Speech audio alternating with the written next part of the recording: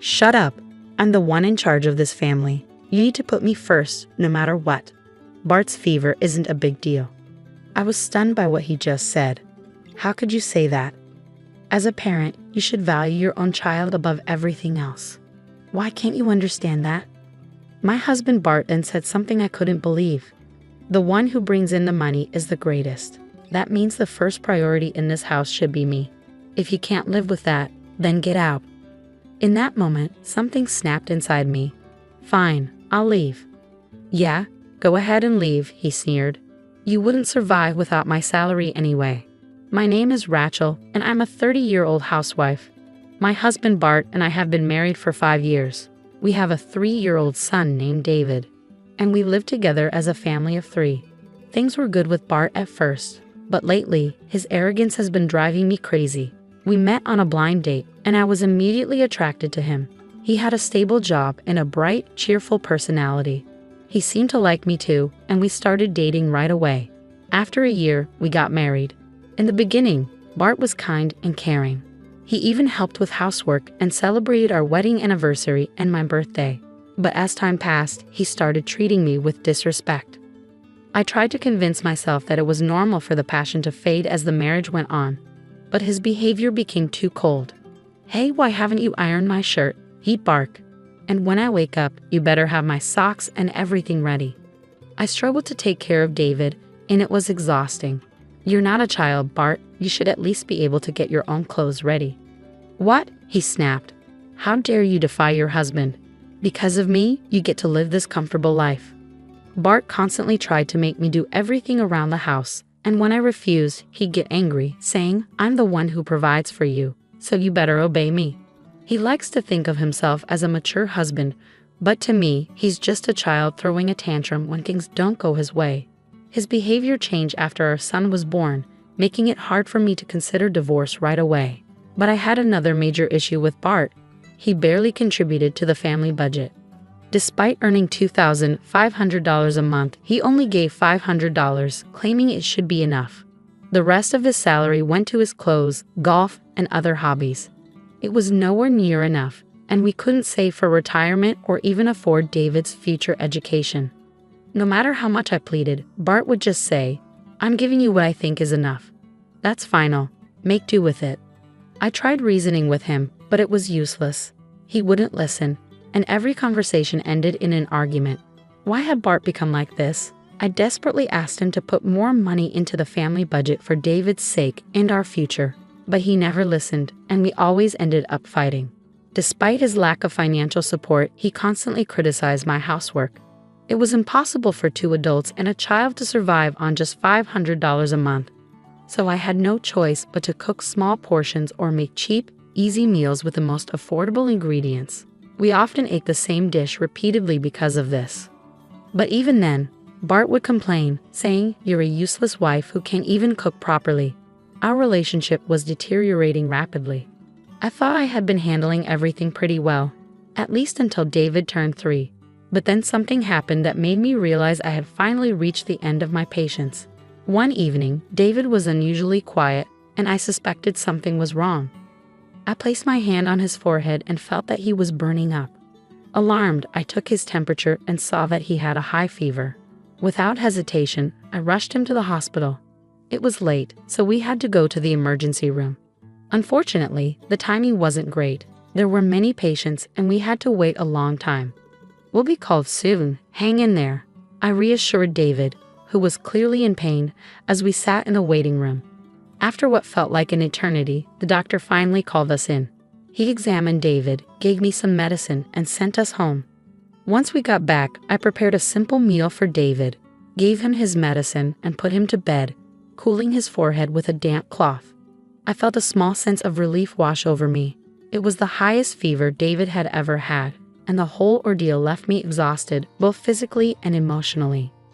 Just as I was about to collapse on the couch, I heard the sound of a key turning in the lock. Bart was home. I'm home, he announced. Welcome home, I replied, trying to muster some energy. Hey, where's my dinner? He demanded.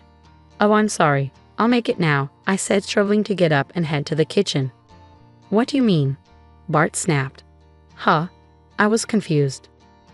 You think I'm an idiot, don't you? He continued, his voice rising. What are you talking about? I asked, trying to stay calm. Then why isn't my dinner ready? He barked. I'm sorry, David had a high fever, and we had to go to the hospital. I haven't even had dinner myself yet, I explained as calmly as possible, hoping to avoid a fight. But Bart wouldn't listen. You've got to be kidding me, he said, clearly not caring about what had happened with David. At that moment, I realized just how little patience I had left. I don't care if you've eaten or not, just make sure my dinner is ready, Bart demanded, his tone harsh and dismissive. I stared at him in disbelief. How can you say that?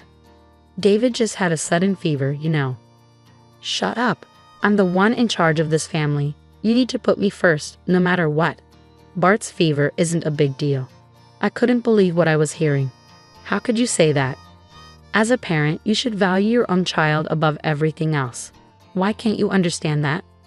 Normally, when you find out your child has been taken to the hospital with a high fever, the first thing you do is worry about them. But instead of showing any concern, Bart said something unbelievable. The one who brings in the money to this family is the most important. That means I come first in this house.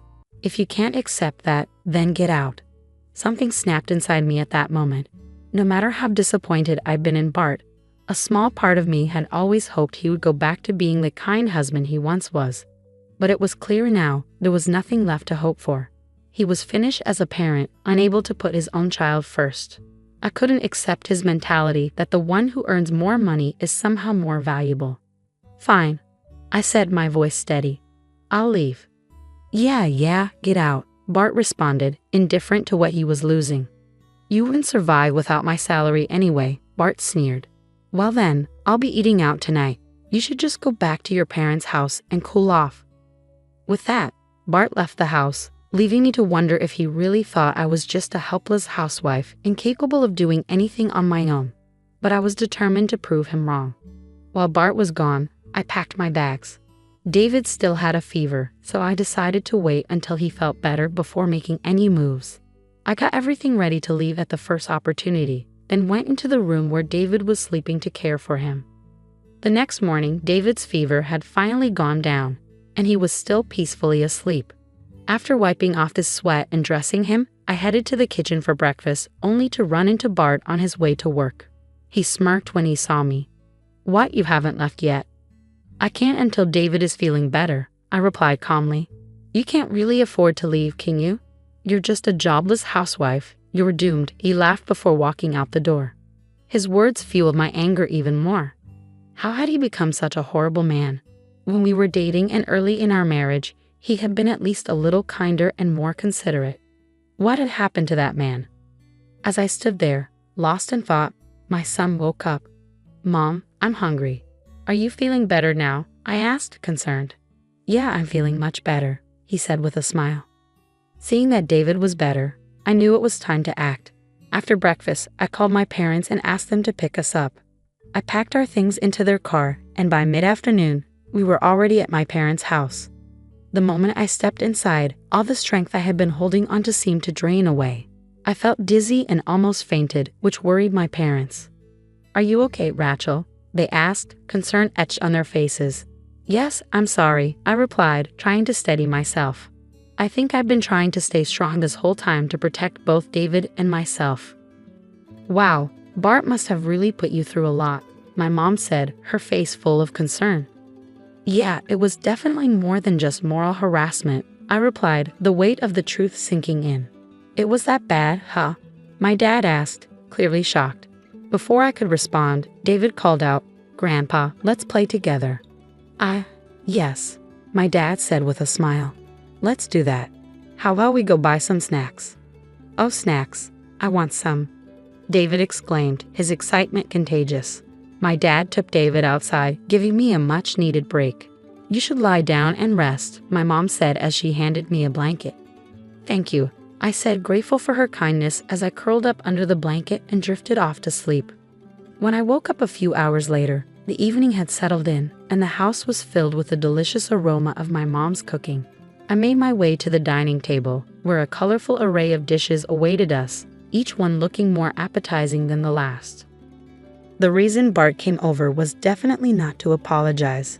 When I later heard from Dad, he confirmed that Bart hadn't even mentioned the word sorry. I knew without a doubt that after 2 weeks, Bart was just trying to get me back because he couldn't handle the housework on his own and the house had become a mess. But that was no longer my problem. I hoped he was finally realizing how hard it is to manage a household. He used to help with the chores, so he just needed to remember what he used to do. I guess he had forgotten because he was so out of practice. When I first returned to my parents' house, I blocked Bart's number, leaving him with no way to contact me except by showing up in person. I didn't go back to him. Instead, I stayed with David at my parents' house. During that time, Bart visited several times, but each time my dad sent him away. A month passed after I left with David. Finally, Bart reached his breaking point. Desperate, he pleaded with my father, bowing low, "Please, let me see your daughter. Please." I decided it was time to face him, so I asked Dad to let Bart into the living room. Meanwhile, my mom took David to the back room. When Bart walked in, I was shocked by how much he had changed.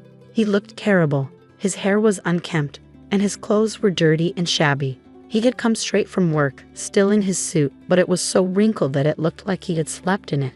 "Hey Rachel, you've had enough now, right? Just come home," he said, as if nothing had happened. Hearing those words, any remaining hope I had vanished. My feelings toward him solidified into an unbreakable wall of iron. I knew I needed to get away from this person as soon as possible. Bart, clearly frustrated, snapped, "I don't know what you're thinking if you're just going to stay silent. The house is a mess, and I don't know what to do. As my wife, it's your duty to take care of it." He said this right in front of my father, who looked shocked. Bart had just confirmed everything I had told him. "Is that all you have to say?" I asked, trying to keep my voice steady. "Normally, you should be apologizing." Bart stared at me, genuinely clueless. "Why should I be the one apologizing to you? You're the one who left, and you're the one not doing any housework. I went out of my way to come here after you acted so selfishly." I couldn't believe what I was hearing. He really had no idea how wrong he was. I realized then and there that there was no saving this situation. "If you really think like that," I said, my voice firm, "then there's nothing more to discuss. Let's divorce." With that, I handed Bart the divorce papers I had prepared after returning to my parents' house. "Divorce? Why are you saying this all of a sudden?" he stammered, taken aback. "All of a sudden," I replied, incredulous. "Don't be ridiculous. Do you have any idea how much you've hurt and tormented me? If anything, I should have asked for a divorce a long time ago.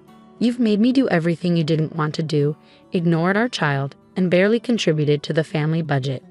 You can't support a family of 3 on just $500 a month," I said, my frustration boiling over. "How can you not understand that? It's because you always put yourself first, isn't it?" Bart looked stunned. He clearly hadn't expected me to be this angry. But you've been making ends meet with what I've been providing. And the meals have been decent lately. Did you really think I wasn't doing anything?" I shot back. "I've been working remotely because what you provide isn't enough." "Huh, really?" Bart said, genuinely surprised. I realized that I couldn't provide a better environment for David if I didn't take action. So I started looking for a job I could do from home, I explained. I found a position as an English teacher. I grew up in the US, so I'm fluent in English, and I attended international schools in Japan before studying English literature at university. Teaching was a natural fit for me. I continued. I didn't just want to teach the basics, I wanted to make learning English enjoyable. So I studied Western movies and music, creating my own teaching materials based on phrases used in everyday life. I tailored my lessons to each student's interests, whether they loved movies or music, and it really clicked with them. Soon, more and more students were asking for my help. Bart's eyes widened as he began to grasp the situation. I had no idea. "How much are you earning?" "About $4,000 a month," I replied, watching his expression shift from shock to disbelief. "What? That much?" he stammered. "Yes," I said firmly. "I'm making a lot more than you are now, and I don't need to live with you anymore." Bart was stunned. He couldn't believe that his own wife, whom he had always viewed as beneath him, was now earning more than he was. "Why am I so miserable?" he lamented. "What's with this sudden change? My colleagues are getting promoted before me, and even my juniors are advancing. They all think I'm an idiot, and on top of that, you earn more than I do." I sighed deeply. "So what?" "Huh. It doesn't matter if your salary is lower or higher than those around you," I said. "What's most important is whether you and your family are happy. For David and me, it doesn't matter if you're not being promoted. What matters is that you make time for us and ensure you can provide for us with what you have." I continued, "I don't want you to hurt me just to protect your own pride." "Shut up. A man's got to fight his own battles," Bart retorted. At that moment, my dad, who had been silent until now, spoke up. "So you're trying to boost your own self-esteem by taking out your stress at work on my daughter. You spend money on your hobbies and clothes to relieve your stress, while neglecting your family." Bart shifted uncomfortably at my dad's words. "My daughter and grandson deserve better," Dad continued, his voice firm. "The most important thing for a husband and father is to be a pillar of support for his family. But you've only thought of yourself. I can't entrust my precious daughter and grandchild to someone like you any longer. Now sign the divorce papers and leave." Dad's anger was palpable. He had tried to remain calm for my sake, but he had finally reached his limit. Bart signed the divorce papers, trembling under the intensity of my father's anger. After a hasty, "Oh, I'm sorry," he left quickly. And just like that, our marriage came to an end. Later, a mutual friend informed me about Bart's claims. He was telling people, I dumped my wife because she was useless. But at work, everyone was already familiar with Bart's reputation. They dismissed his complaints, knowing full well what kind of person he was. No one wanted him as a boss, so he remained stuck in his position with no promotions for years. One day, a new employee asked Bart, "You've been here for years and haven't been promoted? Are you just a new graduate who joined recently?" Bart was ridiculed and left early, his face flushed with embarrassment. It seemed clear to me that once someone becomes an adult with a twisted personality, it's not easily fixed. Determined to raise David with love and care, I vowed to use Bart's example as a lesson in how not to behave. David, with his bright and carefree smile, seemed worlds apart from Bart. To protect that wonderful smile, I promised myself I would work hard every day. Bart's foolishness and need to protect his own petty pride had only led to the destruction of his family's happiness. Yet, I was grateful that I managed to divorce him swiftly. With the money I earned, I was confident I could support myself and David. I was optimistic about our future and hoped we would continue to thrive and find happiness together. Thank you for watching until the end. Please subscribe to our channel and we'll see you in the next video. You're still here? You reek of old age. Go home already. This harsh outburst came from our oldest son's wife during their housewarming party. My husband and I had come to celebrate our son's new home and were shocked by her audacity. Our son stood up, probably trying to calm his wife down, but beside me, my husband quietly muttered, "Shall we bring this house down?" At his words, our daughter-in-law's arrogant smile turned into a surprised gasp. Little did she know at the time that it wasn't just the house that was at stake, but her entire life as well. My name is Jacqueline Green. I'm 64 years old. I married my husband Sam and moved into his family home, where we lived a contented life. We were blessed with 2 sons, Robert and Ted, both of whom have grown up, have families of their own, and are doing well. As for Sam and me, all we want is to live out our remaining years in peace and happiness. However, there's one little thing that bothers us. It's our oldest son's wife, Alice. From the moment I first met her, I didn't have a good impression. Alice was 24 when she first came over to introduce herself before marrying our son. Although she greeted us at the door with a hello, there was no smile on her face. "Let me see, you're Alice, right?" Since she hadn't introduced herself, I asked my son just to be sure. At my question, Alice scowled. "What, does Robert have other women?" Both Robert and I were taken aback. "What are you talking about?" "Of course not," Robert hastily reassured her. "Well then, why did you need to confirm my name?" Alice started to argue right there on the doorstep. "I'm sorry, I shouldn't have said that." I nervously tried to calm the situation. Even though she was young, I couldn't help but think she lacked common sense, but hoped that time in marriage would improve things. That's what I thought at the time. Both families met, and everything proceeded smoothly. Alice's parents seemed like very nice people. They run a small electrical shop together, and they gave off a good vibe. I thought positively that Alice's initial behavior was perhaps due to her love for Robert. After their wedding, the couple moved to an apartment nearby. A few years later, our younger son Ted also decided to get married. It was a bit of a shotgun wedding. Ted was still in college, and his bride-to-be, Megan, was 20 and working from home after finishing high school. Honestly, we were worried. We had no idea what kind of girl was going to come into our lives, but when we first met Megan, she came with a gift and introduced herself politely at the door. I was surprised. Although we had thought that Alice's behavior was due to her youth, Megan, who was even younger, was very polite and respectful. There were some concerns about how their relationship began, but Megan seemed like a wonderful and kind girl. In the time leading up to their wedding, Megan visited us many times. She'd always offered to help out around the house. Of course, we couldn't let her do that, but we were incredibly touched by her thoughtfulness. The second son's wife's family owned a small construction company. Ted, who was still in college, decided to drop out and start working there. Then a beautiful baby girl was born to the couple. When the baby turned 6 months old, they decided to hold a belated wedding ceremony. Of course, the eldest son and his wife attended the ceremony. However, Alice looked sullen the whole time. Despite being a part of the family, she was constantly on her phone, never leaving her seat. Both my husband and I wanted to talk to her, but we could tell she gave off a vibe that said, "Don't talk to me." The wedding ceremony went smoothly, but the problem arose after that. Since they had a small baby, they decided not to have an after-party, so we suggested, why not have a small after-party at our house?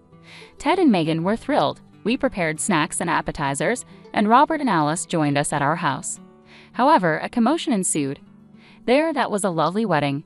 Megan looked beautiful, said the eldest son. Of course, those kind words made the atmosphere pleasant, but it was the eldest son's wife who completely shattered the calm. "What are you saying? Who are you calling beautiful? Are you cheating on me?" she angrily confronted her husband. Everyone was stunned by her overreaction, but I quickly snapped out of it and tried to calm her down.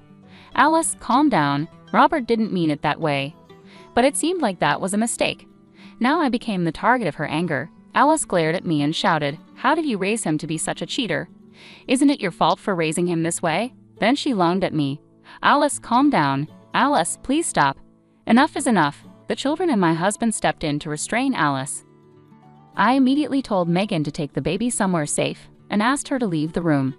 Looking at Alice, who was panting heavily from her outburst, I was sure she must dislike all of us. No, everyone involved with Robert. She sees only Robert. For better or worse, we decided it would be better for Robert's sake to distance ourselves from them, and so we have kept a minimal relationship with them up to now.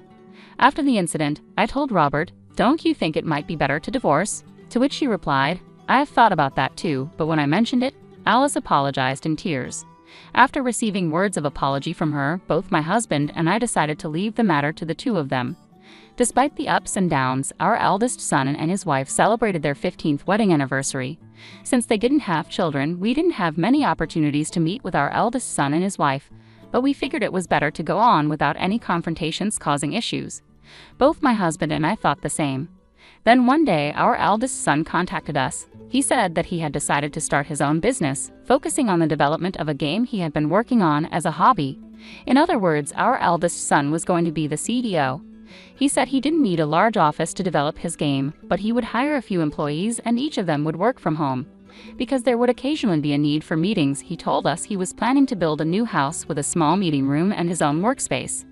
My husband and I were very happy to hear that our eldest son was turning his hobby into his career and looking toward the future. A few months later, a mansion was completed. We were invited to the housewarming party along with our second son's family. It had been several years since we last met our eldest son's wife, but she had become a fine adult. I thought there wouldn't be any problems like before. Thinking that, we brought our congratulations and visited our eldest son's home. "Hello, excuse us," I said as I rang the bell. My eldest son came out to greet us. He guided us inside the house, saying, "This is the conference room, this is the workspace, and this is the living area. It's properly locked." He led us to the living room while showing us around the house.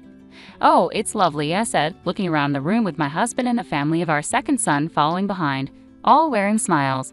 A meal was prepared in the living room, but I didn't see my eldest son's wife. "Where is Alice?" I asked my eldest son, but he didn't want to talk about her. In the end, we started eating without her. My husband and second son each gave their housewarming gifts to our eldest son. "You didn't have to do all this," my eldest son said, grateful but accepting the gifts with thanks, acknowledging the celebration. The second son's family had one more child since then, and the older child was already in elementary school while the younger child was still 2 years old. Both of them were excited about the new house. That's when it happened. There was a noise upstairs. followed by the sound of footsteps and someone coming down the stairs. "What? Alice is here," I called out to my eldest son, but he didn't answer. Then, when she entered the living room, she frowned upon seeing us. "Alice, hello, it's been a while," I called out to her, but she was still looking sullen as usual. Then she said to us, "You're still here? You reek of old age. Go home already." Alice's harsh words froze the warm atmosphere in the room. "Hey, Alice, how can you say such a thing?" Robert chastised his wife, but it was clear Alice had no intention of taking his reprimand to heart. "Well, it's the truth, isn't it? Our brand new house is getting ruined because of them. I told you not to invite them over. And what are you, some big shot CEO now? Hanging around with some old codger who keeps working past retirement and people who are so average they had a shotgun wedding after dropping out of college. We live in completely different worlds." I was speechless, and so was my second son's family.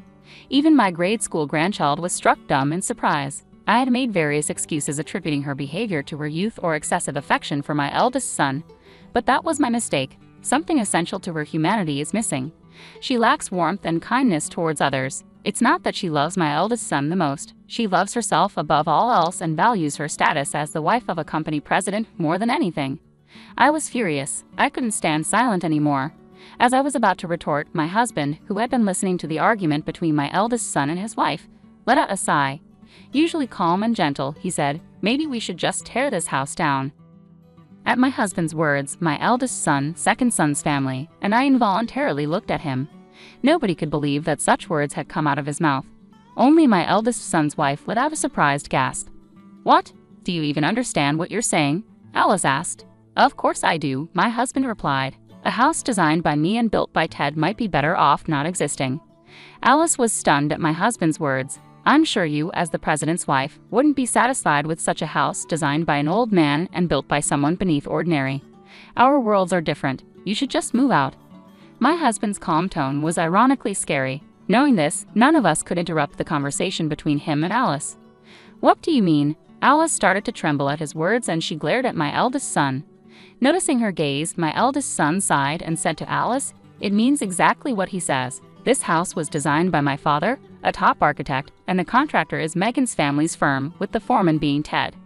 I may hold a title and be a president, but I neither have substantial wealth nor reputation yet. Thanks to my family, I could own such a wonderful house rather among us.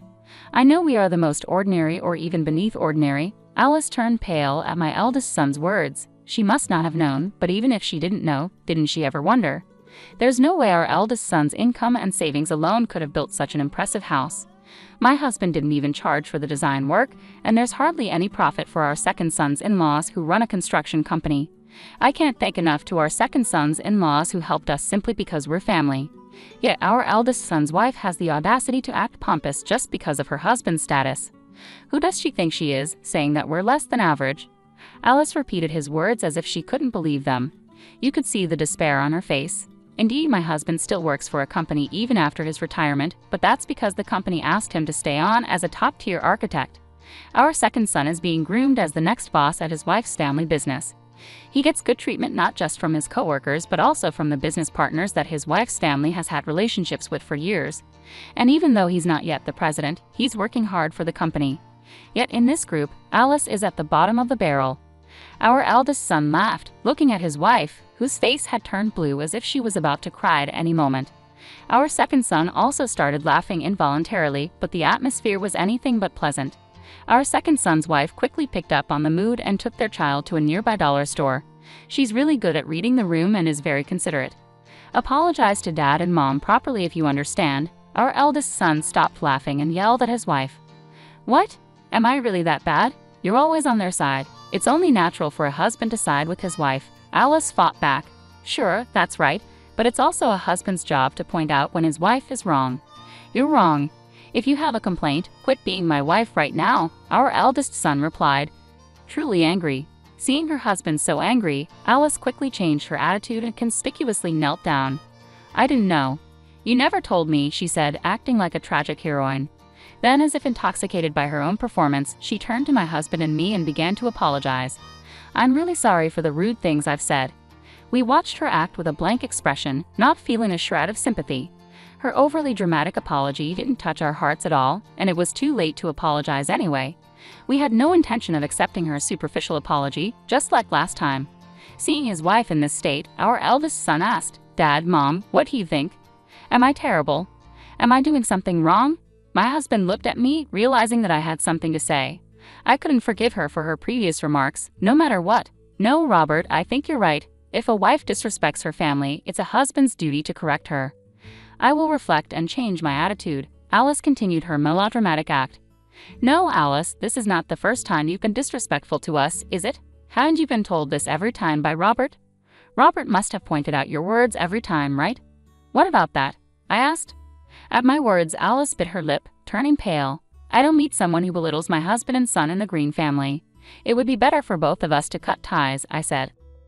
"Jacqueline," she cried out in a desperate voice. In our 15 years of marriage, it was the first time she called my name. "We live in different worlds." I threw her words back at her. At those words, Alice collapsed on the spot and froze as if her spirit had left her body. She might be regretting her actions a little bit. Being told that we live in different worlds must have been a significant blow to Alice, even though they were her own words. Although I thought that, my second son said, "Mom, you were really cool." It seemed to be quite a shocking remark for Alice. In the end, my eldest son Robert decided to divorce his wife Alice, who loved Robert so much. When Robert proposed, "If you want to stay with me, Alice, you need to start working and contribute to the mortgage for this house we got at a reduced rate," Alice turned bright red with anger.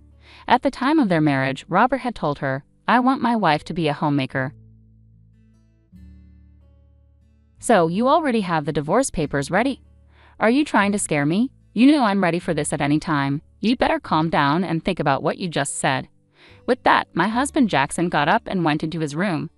"My name is Kama, and I'm a 28-year-old office worker. I got married a year ago to a man named Jackson.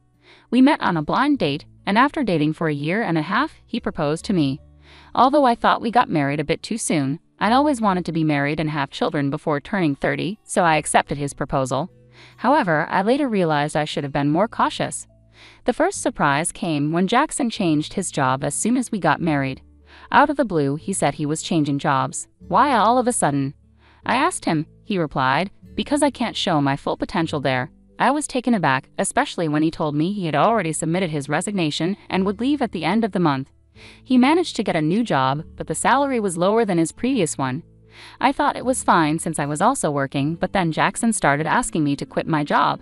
I would have been okay with quitting if his income could support us both. However, as I mentioned, he had just changed jobs and his salary was now lower. Jackson insisted that his salary would increase soon, but we had no idea when that would be. If I quit my job now, we wouldn't be able to save any money and would struggle to cover expenses like rent and car payments. In short, we couldn't manage on Jackson's salary alone. I told Jackson, "I won't quit my job until your salary goes up." Jackson seemed to agree, but he kept asking me to quit. Every time I gave him the same answer. Now we've been married for a year and Jackson's salary still hasn't increased. He keeps asking, "When are you going to quit?"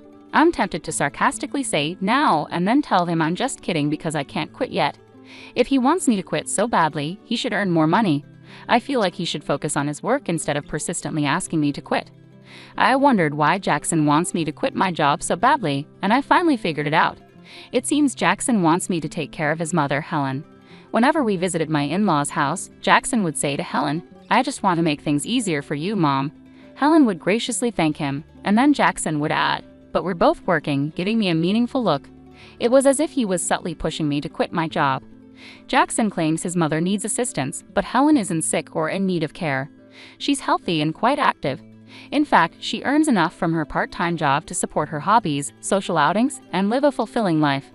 Realistically, she doesn't require my help at all. If I were in Helen's shoes, I'd feel disheartened to be seen as needing care when I'm perfectly capable. But Jackson continues to insist that I take care of Helen. "Oh, if only one of us were home during the day, we could go check on Mom every day," Jackson suddenly voiced his thoughts. It seemed he wanted me to visit my in-laws' house daily, and hearing this was exhausting. I persisted in questioning my husband. "Helen is perfectly healthy, so what exactly do you expect me to do?" Jackson responded matter-of-factly, "There are plenty of things you could do. You could help with housework or run errands. There's a lot to assist her with." "But Helen works part-time and spends time with her friends during the day, so she's not home much, right?" I countered. Even if Mom isn't home, you could still handle the housework, couldn't you? Jackson's words left me baffled. What is he saying? Am I supposed to be her maid? I thought to myself. Jackson seems to be very concerned about appearances, especially in front of his parents. If he's so determined to care for them, he should handle the household chores himself. I wasn't interested in indulging Jackson's pride, so I didn't quit my job and avoided visiting my in-laws on my days off. However, I did make sure to visit them during holidays like New Year's. Thinking back, Jackson often assigned me tasks whenever we visited my in-laws together. He'd ask me to clean up, assist his mom, check if anything was needed from the store, and so on. But I never acted on these requests. When he asked me to go to the store, I'd respond with, "Don't you know more about this area than I do?" He'd then say, "It wouldn't make sense if I did it." I didn't really understand his reasoning. It seemed like he just wanted to control me and feel good about taking care of his parents, didn't it? Over time, that's how I started to view Jackson. Could it be that he's more concerned with appearances than genuinely caring for me? When I boldly asked him, "Why didn't you pitch in or quit your job to care for your own mother?" he appeared extremely uncomfortable and had a disgusted expression on his face. "That's not something I'm supposed to do. I'm giving you these instructions so that my mom will think that you are a considerate, useful wife. I hope you realize how kind I am to you," he said. In other words, he wants to dump all the difficult tasks on his wife and show off how good he is as if it's something remarkable. Well, I'm not his servant or slave, and I don't deserve to be treated disrespectfully in front of my in-laws. If Jackson continues making unreasonable demands, I won't stay silent. I'll stand up for myself. But despite talking to him, Jackson hasn't changed. He still asks, "Are you going to quit your job?" And whenever we visit my in-laws, he orders me around just like before. I had enough and decided it was time to discuss it with him seriously. "I think we need to talk about our future," I said. "What are you even trying to say?" Jackson replied, sounding annoyed. "I'm honestly fed up. I'm tired of you constantly asking me when I'll quit my job and exhausted from you pressuring me to take care of Helen," I explained. "Why are you fed up with that? You're my wife and it's your duty to care for your husband's parents," Jackson said. "Don't you think that's a huge responsibility for me? Shouldn't you, as their biological child, be responsible for helping with the housework and taking care of your own parents in the first place?" I asked. "No way, it's the wife's duty to do it.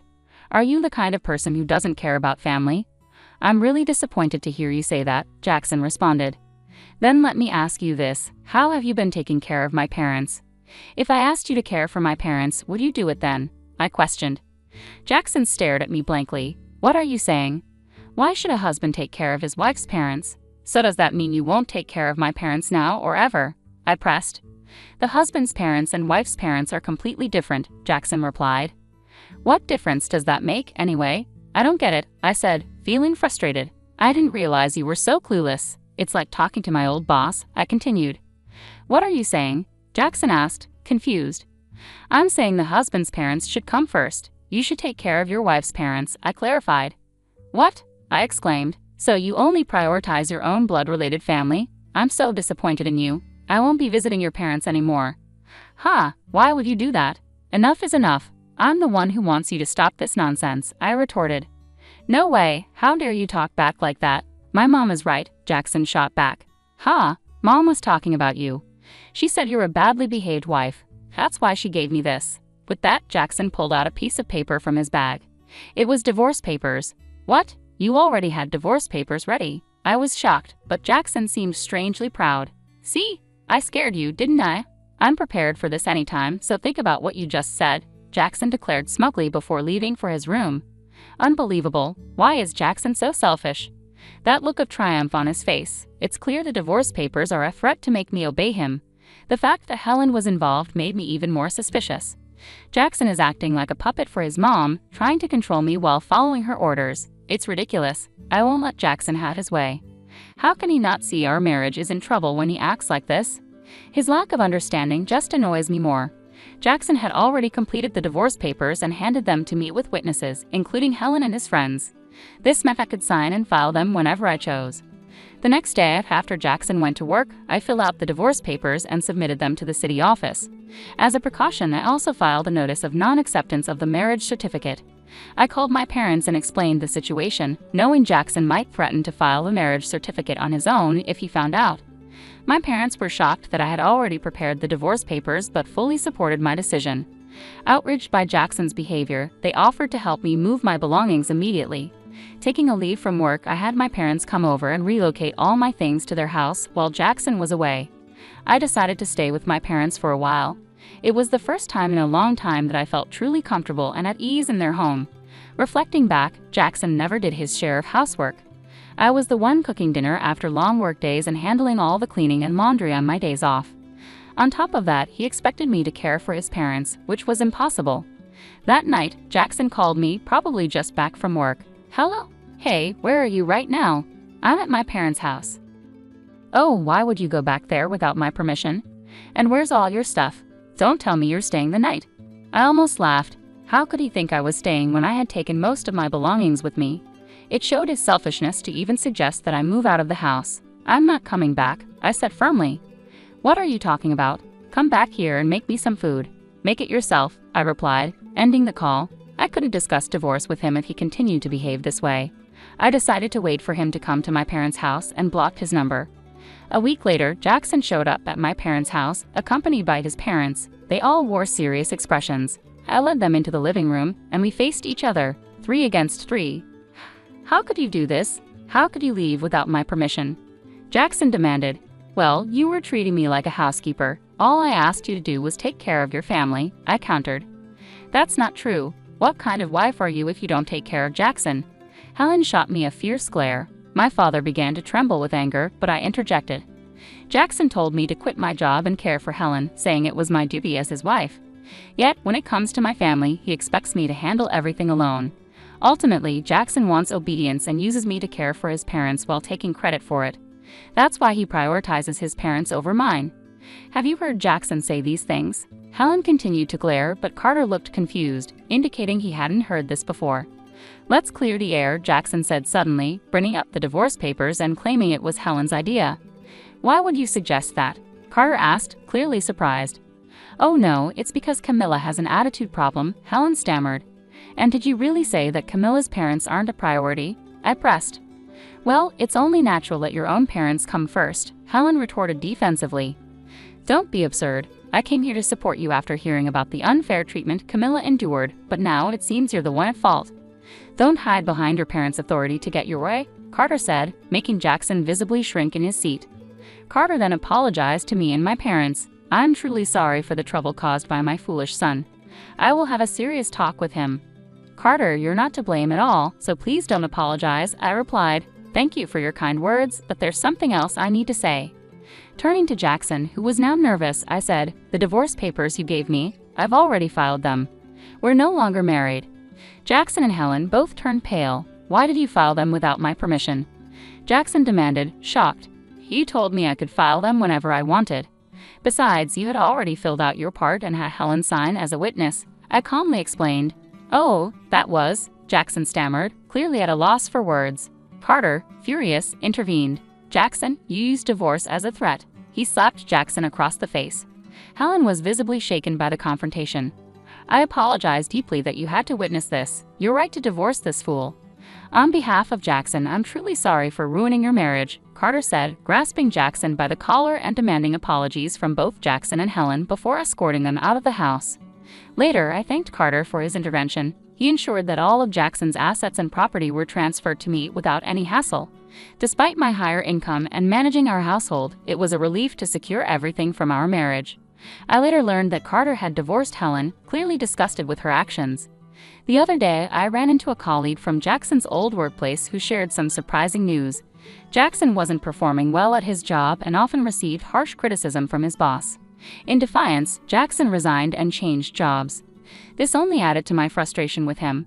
Instead of taking responsibility for his shortcomings, he blamed others, which likely contributed to his lower pay at the new job. I'm relieved to have left him. I've rented a cozy apartment and enjoy living independently. Work is going smoothly, and I even received a recent raise. Right now, I'm not interested in relationships and prefer focusing on my career. Jackson always cared more about appearances than actual abilities. He maintained a facade at home but failed to improve professionally. Sadly, many husbands use divorce threats as leverage, thinking they're powerful, but it's a big mistake. I hope they realize their folly and find happiness alone. Meanwhile, I'm grateful to have moved on from Jackson and look forward to meeting someone special in the future. Hi, I'm Emily, and I just turned 29. Years ago, I made the mistake of marrying a man with lots of problems, thinking love would fix everything. I believed I could show him how valuable he was, but I was wrong. Love is strong, but it can't make someone love themselves. I'll call my ex Joseph. He was obsessed with making his parents happy. It wasn't just a normal desire to please them. It was an overwhelming need for their approval that influenced everything he did. Joseph's parents, who I'll call Mr. and Mrs. Ellis, didn't really care about his life, which made him desperate for their attention.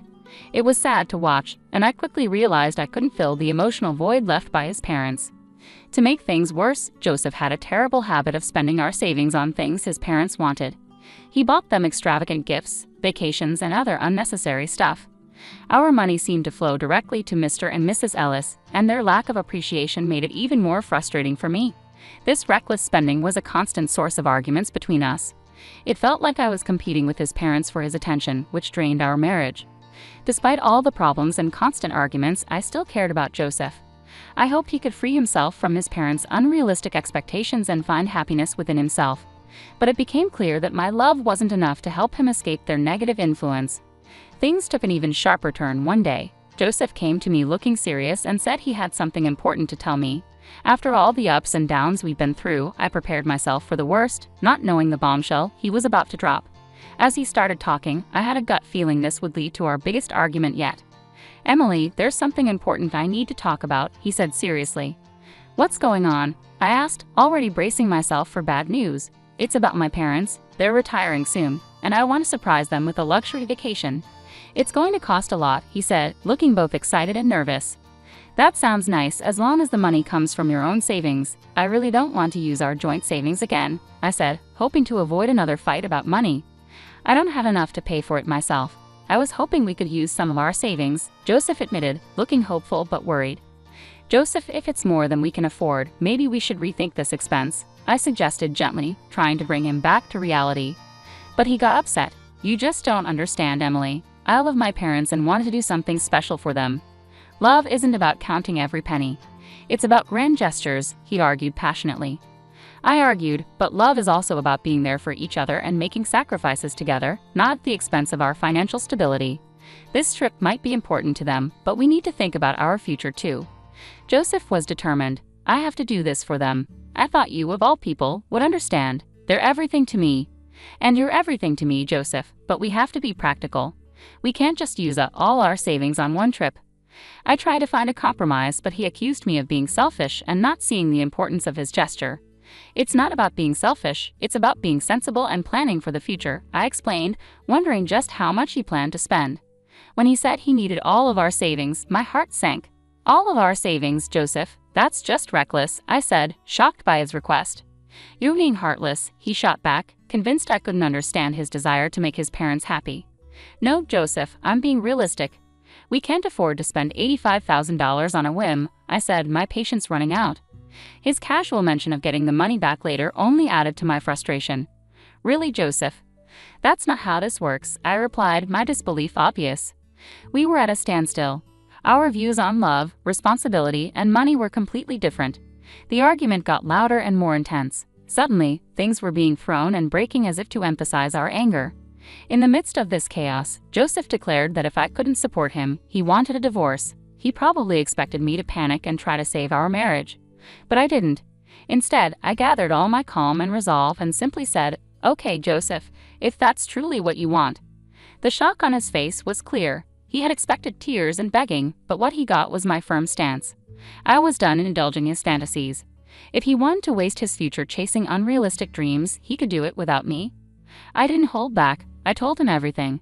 I made it clear that his endless quest for his parents' approval was pointless, like trying to stay dry in a storm with just an umbrella.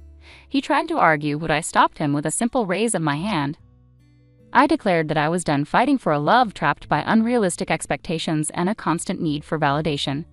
"Go ahead, spend all your money trying to win over people who barely notice you," I told him, firm in my decision to end the cycle of disappointments and broken promises. And with that, the harsh truth hit him. He finally realized how bad things had gotten. Our marriage had turned into a battlefield, and it was time to raise the white flag and find peace separately. A month has passed since the divorce was finalized, and I can honestly say the feeling of freedom is incredible. Gone are the days of endless arguments about money or seeking approval that was never ours to gain. Now I'm breathing easier, free from the heavy burden of his doubts that once darkened my days. Each new day seems a little brighter. True, Joseph has tried to sneak back into my life, pretending to be concerned and asking about my well-being, but I saw through his act. I wasn't going to fall for his tricks again. As the saying goes, fool me once, shame on you. Fool me twice, shame on me. I firmly turned away from Joseph's attempts to rekindle anything we once had. I had realized I'd invested too much in trying to fix someone who didn't want to change. It was time to focus on my own growth and happiness. Rebuilding wasn't easy, let me be clear. Dividing our shared assets and adjusting to a new financial reality took patience and resilience. I was used to a certain way of living, but adapting wasn't new to me. I embraced the hard work needed to rebuild my life, discovering a strength and independence I didn't know I had. Reconnecting with old friends, getting back into hobbies I'd neglected, and finding new interests made the world feel big and full of possibilities. I was eager to make the most of this fresh start. Sure, there were moments of self-doubt and loneliness, and adjusting to a new budget was challenging. The wounds from a failed marriage don't heal overnight, but with each passing day, I found comfort in the fact that I was no longer sacrificing my happiness for someone else's insecurities. The ease with which I moved forward might have been a sign that I had been holding on to a lost cause for too long. It amazed me how much I could accomplish once free from that burden. So here I was, a month later, still adjusting but flourishing all the same. Joseph's constant messaging had taken a new turn. He was now claiming to be in danger and insisting on a meeting. Tired of his relentless attempts to contact me, I decided it was time to confront the situation. In the middle of his ongoing messages, I called him.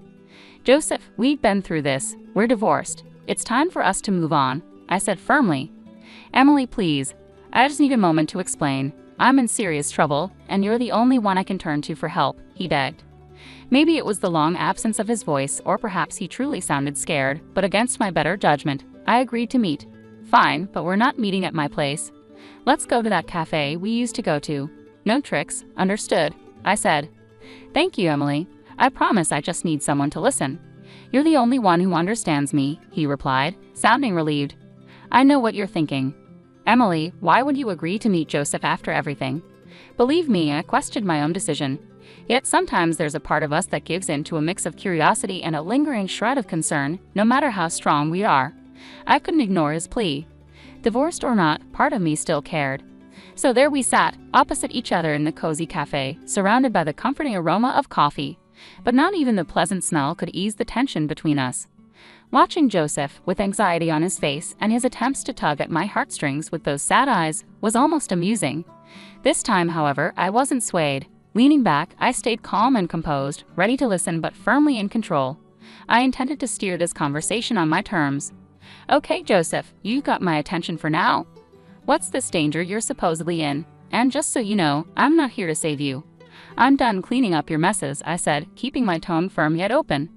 Joseph sighed, deeply, his face a mix of regret and desperation that was almost pitiful to see. But I steeled myself against any emotional manipulation. "I know I've made mistakes before, Emily, but this situation is different. I've gotten involved with some seriously bad people. I owe them a lot of money and they're not known for their patience," he confessed. I raised an eyebrow, skeptical of his dramatic story. "Really, Joseph? Dangerous people? Are we revisiting the tale of your imaginary friends who seem to attract trouble?" I couldn't hide my disbelief. Joseph's expression shifted to one of hurt and frustration, evidently hoping for a more sympathetic ear. "No, Emily, this isn't made up. I'm in deep trouble, and coming to you was my last resort," he insisted, his voice laced with desperation. "So let me guess, you spiraled after our divorce and now you're in debt? Was it that trip you mentioned?" I couldn't keep my voice down, drawing curious glances from other cafe patrons. I shot them an apologetic look, trying to regain my composure. "Look, I got caught up in something foolish, I admit, but now I'm in a mess that's bigger than I can handle alone," Joseph admitted, his gaze pleading. My frustration was close to boiling over. How could he waltz back into my life with yet another crisis? Yet, underneath the anger, I couldn't completely ignore the remaining shred of empathy for him. "How much are you in for?" I asked, bracing myself. $145,000, Joseph responded sheepishly. $145,000? Joseph, are you out of your mind? The cafe's patrons turned their heads, their stares sharp as knives. This time, I didn't bother to offer an apology for my outburst. If they were in my shoes, hearing what I was hearing, they'd likely react the same way. "Emily, please, I'm begging you. I've got nowhere else to turn.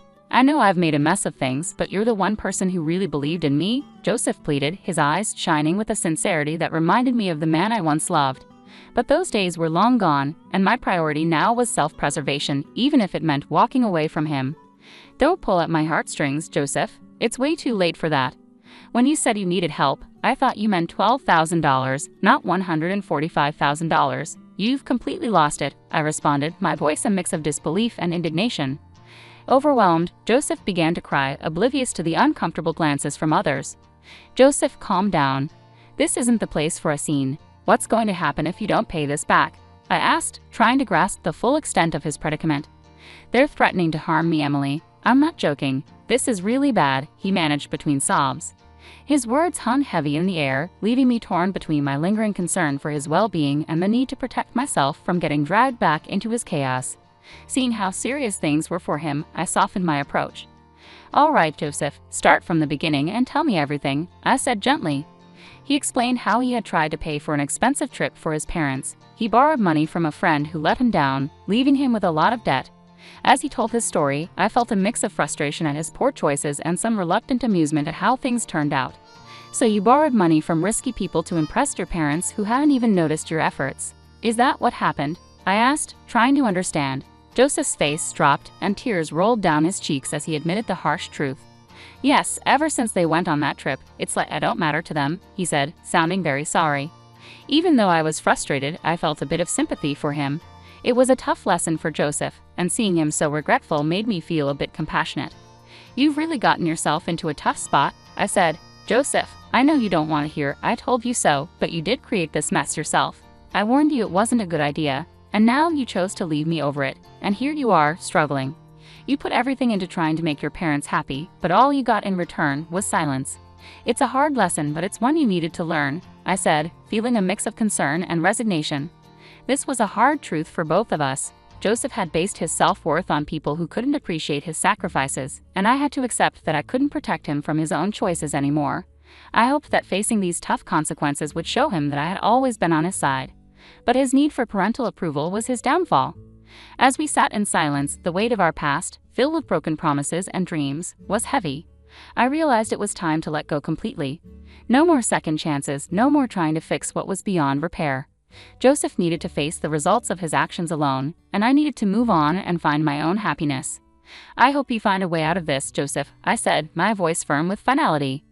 "You're not going to help?" Joseph asked, looking surprised. "No, I'm not," I replied. "Joseph, I can't help you." "Why not?" he asked. "Because I don't have the money to bail you out, and even if I did, taking on a huge loan that I'd be paying off for years isn't an option. I can't afford to be as reckless as you've been," I explained firmly. "Come on, Emily, please. I'm begging you," he said, his desperation clear. "Joseph, expecting me to fix this for you, especially with how you're acting, isn't realistic," I said, my patience wearing thin. "Yeah, I did expect that. You're my ex-wife, not my enemy," he replied, still holding on to hope. But it was clear our lives had gone in different directions. My focus now was on finding my own peace and happiness, separate from the chaos we once shared. "And that's the problem, Joseph. You expect me to always be there to clean up your mess because that's what I used to do. I was your wife, so helping you out of trouble was something I did naturally. But I can't and shouldn't keep doing that. It's not my responsibility anymore. After everything, I don't owe you anything, especially considering how our money was wasted on your ungrateful and toxic parents." "But I love them," Joseph said. "But I love myself too. And loving myself means doing what's best for me, including taking care of my own well-being," I said. Joseph looked down, realizing that he wasn't going to get the help he wanted from me. "Since it seems like you're out of options, here's one piece of advice. Leave. Move somewhere far away where they can't find you. If you can't do that, I'm not sure what else you expect from me." He sat there in silence, clearly frustrated by my refusal to help him this time. "It's time for us to go our separate ways, Joseph. I can't keep being dragged back into your problems. We both need to find our own peace," I said, hoping he would understand. "If you really cared about me, you'd help," he said, anger in his voice. "Goodbye, Joseph. I'm changing my number," I said firmly as I stood up to leave. As I walked away, Joseph stayed seated, his face showing a mix of emotions. It was a tough but necessary step for me to take for my own happiness and self-respect. I was planning a trip with my in-laws and decided to call my son, Anthony, to see if he had any plans. "I'm going to practice," he said. You all should go and have fun. Isn't this trip a bit unusual? Are you okay, Mom? Anthony asked. I'll manage. I'll bring you back a souvenir. Work hard at your practice, I replied. My son, Anson, has always loved running marathons, just like me. He even got a college scholarship for it. Even though his college is nearby, he lives in the dorms to save commuting time and only comes home during long holidays. I knew he couldn't join us on the trip, but I wanted to ask anyway.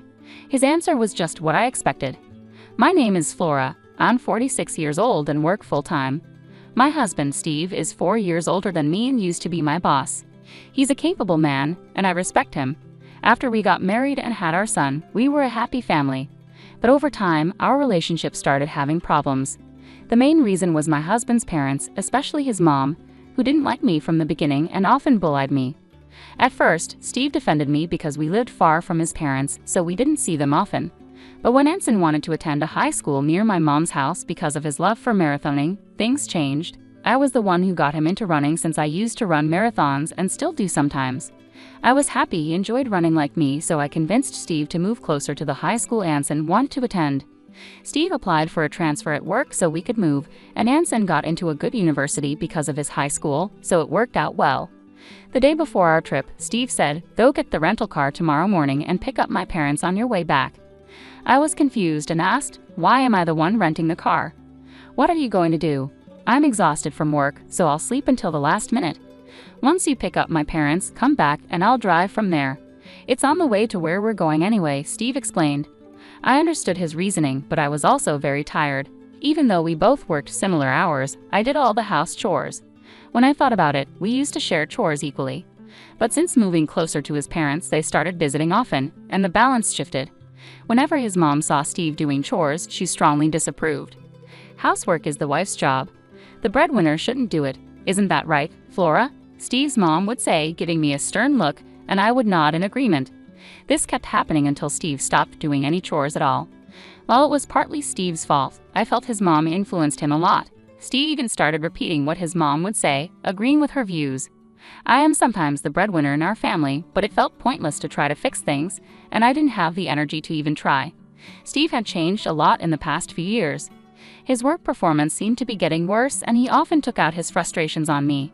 I realized that arguing back only caused more problems, so I decided to just accept the situation. It seemed like the least stressful way to live.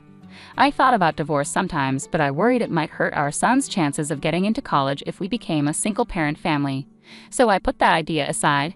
Instead, I started thinking of my husband more like a pet than a person, which surprisingly made me feel less stressed. Eventually, I realized that getting a divorce wasn't worth the effort, and that's how I ended up where I am today. I agreed to this trip because it was to a resort I really loved. I knew I could have a great time even if I ended up doing things alone. Honestly, I was ready to do separate activities from my in-laws and husband if necessary. Maybe they invited me mainly to drive, but since both my husband and father-in-law could drive, I figured it would be fine. I played along with the idea that our spoiled dog was being demanding again.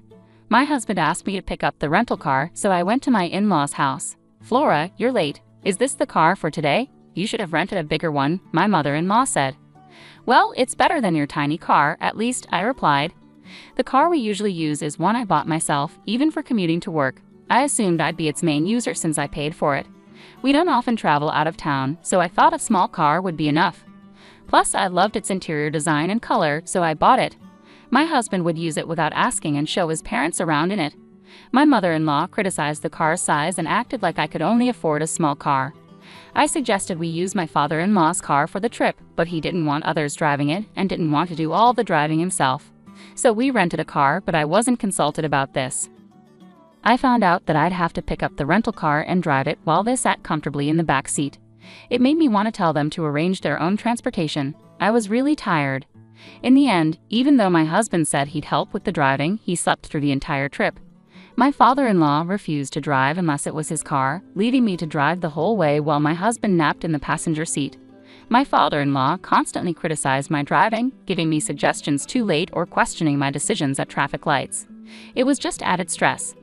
My mother-in-law joined in, criticizing my driving too. I found it annoying to be critiqued by someone who couldn't drive herself, especially since my father-in-law had been in many accidents and should have given up his license.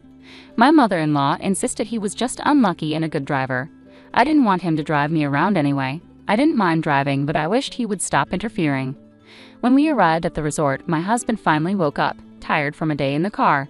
We followed my in-laws' suggestion to relax at the hotel instead of doing any activities outside. I enjoyed the chance to unwind, swimming in the pool and exploring the hotel grounds.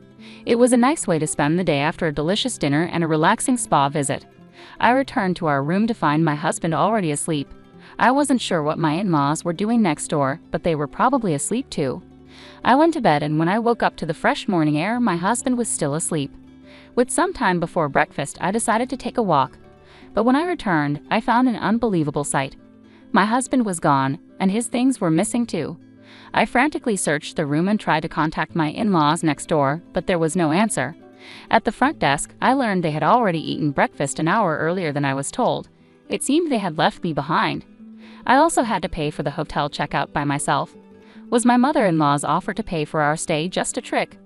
With no other choice, I paid for both rooms and left the hotel, only to find there was no car waiting for me. While I was thinking about what to do next, my phone rang. It was my mother-in-law. Where are you now?" I asked, confused about the situation. My mother-in-law chuckled in response, "Just enjoying some quality family time since we're on vacation." "I see, but why didn't you all just leave together from the beginning instead of leaving me behind?" I couldn't help but ask. "Wow, Flora, you did express interest in joining us, didn't you?" "That's why we decided to bring you along," she replied casually. I remembered mentioning that I wanted to visit this resort while watching TV with my husband. Was that what he remembered? Normally, it would be sweet if he remembered my casual comments, but this time it felt like he used it to annoy me. Besides, I was the one who did most of the driving to get here. Why should I be reminded that I was brought here by my mother-in-law, who neither drove nor contributed any money? Beyond anger, all I could do was sigh. "Fine then, let's go sightseeing as a family and head home afterward," I suggested. "You can do some sightseeing too, Flora, and then come back. We're not sure how you'll get back, but you're good at marathons, aren't you? Just run back." My mother-in-law taunted, her laughter making me more frustrated. "If Steve is driving, put me on speakerphone so he can hear me," I demanded, my anger boiling over. As soon as I made the request, it seemed my mother-in-law transferred the call, and my husband's voice came on the line. "Good morning, you were eager to come here, weren't you? Take it easy today, but remember we have laundry from the trip to tackle. Make sure it's washed by tomorrow morning," he said cheerfully. But any warmth I once felt for him had disappeared. "Do your own laundry," I replied sharply. "Hey, that's not a nice way to speak. As the breadwinner, I'm advising you to relax today. You should be thanking me," he replied. "Oh, the breadwinner? Don't worry, this will be the last time we see each other since you've mostly just seen me when you're asleep," I said, making it clear that I was serious. "What do you mean?" he asked, clearly puzzled. "We need to head back home today. There's laundry and house cleaning waiting for us," my husband declared. "Yeah, that's exactly why I'm not going back," I responded firmly. "What do you mean?" His voice quivered with uncertainty. "I'm filing for divorce. Remember 6 months ago when you told me you met your soulmate, your childhood friend, and you were planning to marry her? The one who moved back to your hometown after her divorce?" I reminded him, feeling the surge of emotion. About 6 months ago, I sensed something was wrong and confronted my husband. He confessed he had reconnected with his childhood friend and believed she was his true love. He wanted to divorce me and marry her to support her and her child as a single mother. He even gave me pre-filled divorce papers, but I couldn't bring myself to end our marriage. We didn't speak for days until he realized he needed my help with household chores. Eventually, he asked me to forget what he said, but I couldn't, so I started gathering evidence of his cheating. I wondered if Steve had planned this trip to try to win me over. This conversation happened about 3 months ago, shortly after I quit my job.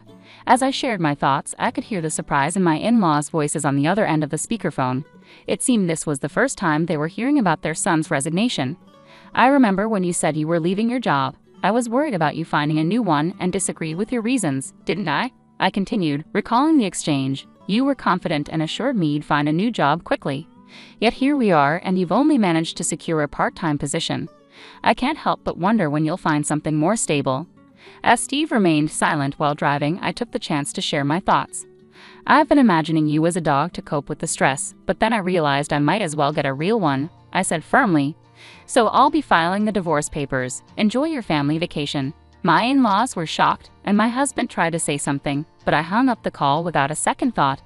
I decided to enjoy sightseeing before heading home, and I explained the situation to my son over the phone. His response was simple. "I told you so. While his reaction was expected, it felt a bit lighter than I anticipated, given that he already knew what was going on. When I returned from the trip, I didn't go back home. Instead, I put my sons and my belongings in a self-storage unit, just in case. With only the essentials, I went to a real estate agency. The sales representative, who I had become friendly with and shared drinks with a few times, greeted me warmly. She was from my generation, so she was easy to talk to. Over drinks, I had told her about my husband and in-laws and asked her to let me know if any properties became available. That day, I signed a contract for my own place. Having a new home made me feel relieved, and I went to the city hall to submit the divorce papers, which went through without any problems. Finally, I returned the many calls my ex-husband had made. "Hello," I began, keeping my voice steady. "The divorce papers have been accepted. We are now officially strangers." My husband's panicked voice came through the phone. "Are you serious about the divorce?" I ended things with her. "It's just you now. You didn't like me looking at other women, right? Well, now I'm only focused on you. Please come back without any worries." But his words only made me feel disgusted. "What are you talking about? I never tried to please you in the first place. And you didn't end things with her, did you? You were dumped because you couldn't find a job and had no money, right?" It turned out my husband's mistress was acquainted with the sales representative who helped me find my new place. What a small world. She had listened to my husband's mistress's complaints about him, saying she was his current girlfriend. Apparently, after he quit his job and started working part-time, she saw no reason to stay with him and ended things. But a fling is just a fling. I'll definitely be seeking compensation. That's correct. Even though they split up now, he still cheated, and there's evidence. Compensation. I already told you, we broke up. It's just you now. I could only let out a sigh. "So, you're saying that now you're single, you're considering another affair. I don't care what you do, but I'm done being taken advantage of. You didn't even notice your things were missing from the house because you didn't care, did you? I'm not coming back, so throw away whatever you don't need." With that, I ended the call. Even after this, my ex-husband kept calling me, and my former in-laws reached out too. But I have no intention of going back to that house. My ex-husband still hasn't found a job, can't afford the rent, and has moved back in with his parents. Meanwhile, my ex-father-in-law continues to drive recklessly and recently crashed into a neighbor's fence with my ex-mother-in-law in the car. Thankfully, no one was injured, but they didn't have property insurance and had to borrow money to cover the repair costs. All of this was detailed in an email my ex-husband kept sending me. I find his misfortune somewhat amusing. While I don't respond, I haven't blocked his emails either, quietly enjoying the spectacle. After moving to a pet-friendly property, I got a small dog and found that I enjoyed caring for a pet more than I did for people. My son, worried about me being alone, has started visiting on weekends, a change from only coming during long holidays. Each day now feels fulfilling. Maybe this weekend I'll visit that resort town again for the first time in a while. Dee is retiring, so to celebrate, I'm taking our parents to Germany today. I'm using your platinum card for the trip and plan to have a great time with it. This is going to be an amazing trip. What are you talking about? Exactly what I said. No, I don't understand what you mean by exactly what I said. Please explain. We need to hurry. Okay, we'll go soon. Sorry, I have to leave now. I'll hear the details when I get back. Just one thing. Does the credit card work? Huh? My unemployed husband Jeremy took my credit card to take our parents on a trip. I've tolerated a lot from Jeremy, but this seems like the perfect chance to teach him a lesson. When he comes back from the trip, he'll have some big regrets. I'm Maria, a 35-year-old company employee. After graduating from a top university, I got a job at a major company and have been doing well there. Even though I'm only 35, I earn enough to support Jeremy, who doesn't work, and a child if we had one. But we don't have kids yet, though we're thinking about it soon. With a good job and income, I should be happy in my married life, but I'm not. The idea of having a child is just a possibility, but Jeremy not working is real. I'm not hungry for dinner because I ate snacks. That's fine, but what about your job search? I didn't go for an interview today. I just stayed home looking at job websites. Jeremy quit his job a year ago and has been job hunting since. Actually, he's been working part-time but doesn't stay in any job for long. He starts a job, quits soon after, takes a break, and then looks for another part-time job. You're looking at part-time jobs again, aren't you?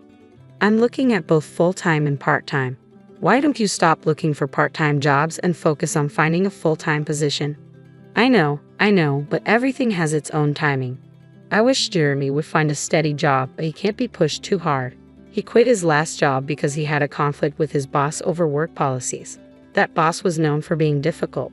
Jeremy stood up to him as the office representative with support from his colleagues. But when the situation got worse, his colleagues sided with the boss, not Jeremy. Because of that, Jeremy lost the boss's approval, felt betrayed by his colleagues, and found it hard to stay, so he left the company. Jeremy, dinner's ready. Can you bring it here? After quitting his job, Jeremy became reclusive and stayed in his room. After about 3 weeks, he started coming out and helping with household chores. All the dishes, really? Thanks. Then it's all yours. Yeah, I've got nothing but time, Jeremy said with a smile, but it didn't seem very genuine. After another 3 weeks, he started looking for jobs again. I have an interview today. Is it your top choice? Yeah, I'm going to get this job and start over. I'm rooting for you. Do your best. A month after quitting, Jeremy started job hunting seriously, but after another month, he still hadn't found a job. Why am I always getting rejected? Damn it, it's all my old company's fault. Don't get frustrated. You'll find something good. Of course I'm frustrated. I didn't do anything wrong. Jeremy might not be entirely blameless, but what happened at his last job wasn't completely his fault either. Still, quitting because of interpersonal issues doesn't look good to potential employers. It feels like I can't do anything right anymore. That's not true. You have an interview tomorrow. Let's work on your resume. It's pointless. I'm not going tomorrow. The constant rejections wore Jeremy down. But after a while, he became defiant. One day, I came home to find torn-up resumes on the living room floor. Knowing the interview didn't go well, I chose my words carefully. Can you throw that trash in the bin? I'm done. Done with what? Job hunting. We can live on your income, right? I don't need to work. True, we could live on my income alone. Some people don't work and do a great job as full-time homemakers, but that's not Jeremy's situation. He's just avoiding dealing with the tough realities. I understand his reluctance after the bad experience at his last job and the unsuccessful job hunt, but we need to face this issue directly. I decided to be patient with Jeremy for now. Jeremy, you still haven't found a job. What's your plan? I've worked hard before. This is just an extended break. I'm not just resting. I'm studying for the future. That's good to hear. Since Jeremy quit his job, his parents, Linda and Brandon, started visiting us more often. They were probably worried about him. Hearing that Jeremy was preparing for his next job seemed to ease their concerns, but it was a lie. The beer will run out today. Can you pick some up on your way home? It's running out again. You drink too much. Try to cut down a bit. Fine, I won't ask you again. I'll buy it myself. Jeremy wasn't studying or job hunting. Instead, he spent his days watching TV and drinking beer. He probably didn't want others to know he was unemployed. I didn't want to hurt Jeremy by telling my in-laws the truth, so I decided to keep quiet about his excuses. But after over 5 months without job hunting, I decided it was time to address it. Jeremy, maybe it's time to start job hunting. You seem more settled now. What? It's been less than half a year since the problems at my last job. You want me to work again so soon after that? I just think the break has been a bit long. Stop nagging. You don't understand my situation because your job is going well. I have my own struggles, you know. Everyone has work problems and relationship issues. We all try to solve them. Let's work through this together. I get it. I'll look for a job. Jeremy walked out in the middle of our conversation. It seemed my words had hurt him, but him agreeing to look for a job felt like a positive step. I decided to wait until he was in a better mood to apologize. I got a job because of your nagging. That's great. Where? At a nearby supermarket. So, you'll need to learn and work hard, right? It's just part-time. No need to work too hard. Part-time or not, a job is a job. Is that a problem? I wanted to say something to Jeremy, but maybe starting a little work could help him get back on track. I decided to observe and see how it goes. I'm home. Jeremy, you're back. How's the job? I quit the supermarket part-time job. Why? It hasn't been that long. A college student there was being bossy, telling me to always put the vegetable boxes at the bottom in storage. It felt like harassment. That student was probably just showing you how to do the job. In many workplaces, even a college student can be a senior. Jeremy kept finding new jobs but couldn't stick with any of them. It's been a year, and he still hasn't managed to keep a job for long. Jeremy, what job are you doing now? I'm working part-time at a pub now. I've never worked in food and beverage before, but it's interesting. I think I've finally found my calling. Really? That's great, but isn't the pay from a part-time restaurant job kind of low? That's fine. I'm currently apprenticing and aiming to go independent. So you plan to own your own place someday? Exactly. The income is small now, but I'm working hard for that goal. Then take this. Treat yourself to something nice for once.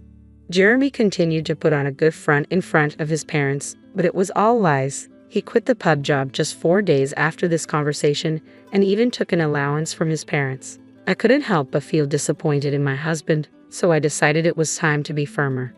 Hey Jeremy, we need to talk later. I'm at a good part in the movie. You can pause it. I took the remote control from the table, paused the movie, and started the conversation.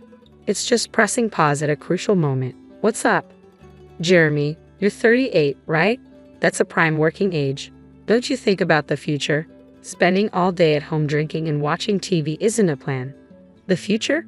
There are plenty of 38-year-olds who aren't working. Many people enjoy life without a job. True, but those people usually have something else they're passionate about. Do you have anything like that? Yeah. I know you're upset about me not working. I'll look for another part-time job. Jeremy seemed set on sticking with part-time work. Given his reasons for leaving previous jobs and his struggles with job hunting, I had tried to be gentle, but it was time for him to get serious. I needed to be stricter. One day at work, I got a text from Jeremy. Dad's retiring, so we're going to Germany to celebrate starting today. I'm borrowing your platinum card to splurge on the trip. I panicked and called him right away. What do you mean, a trip?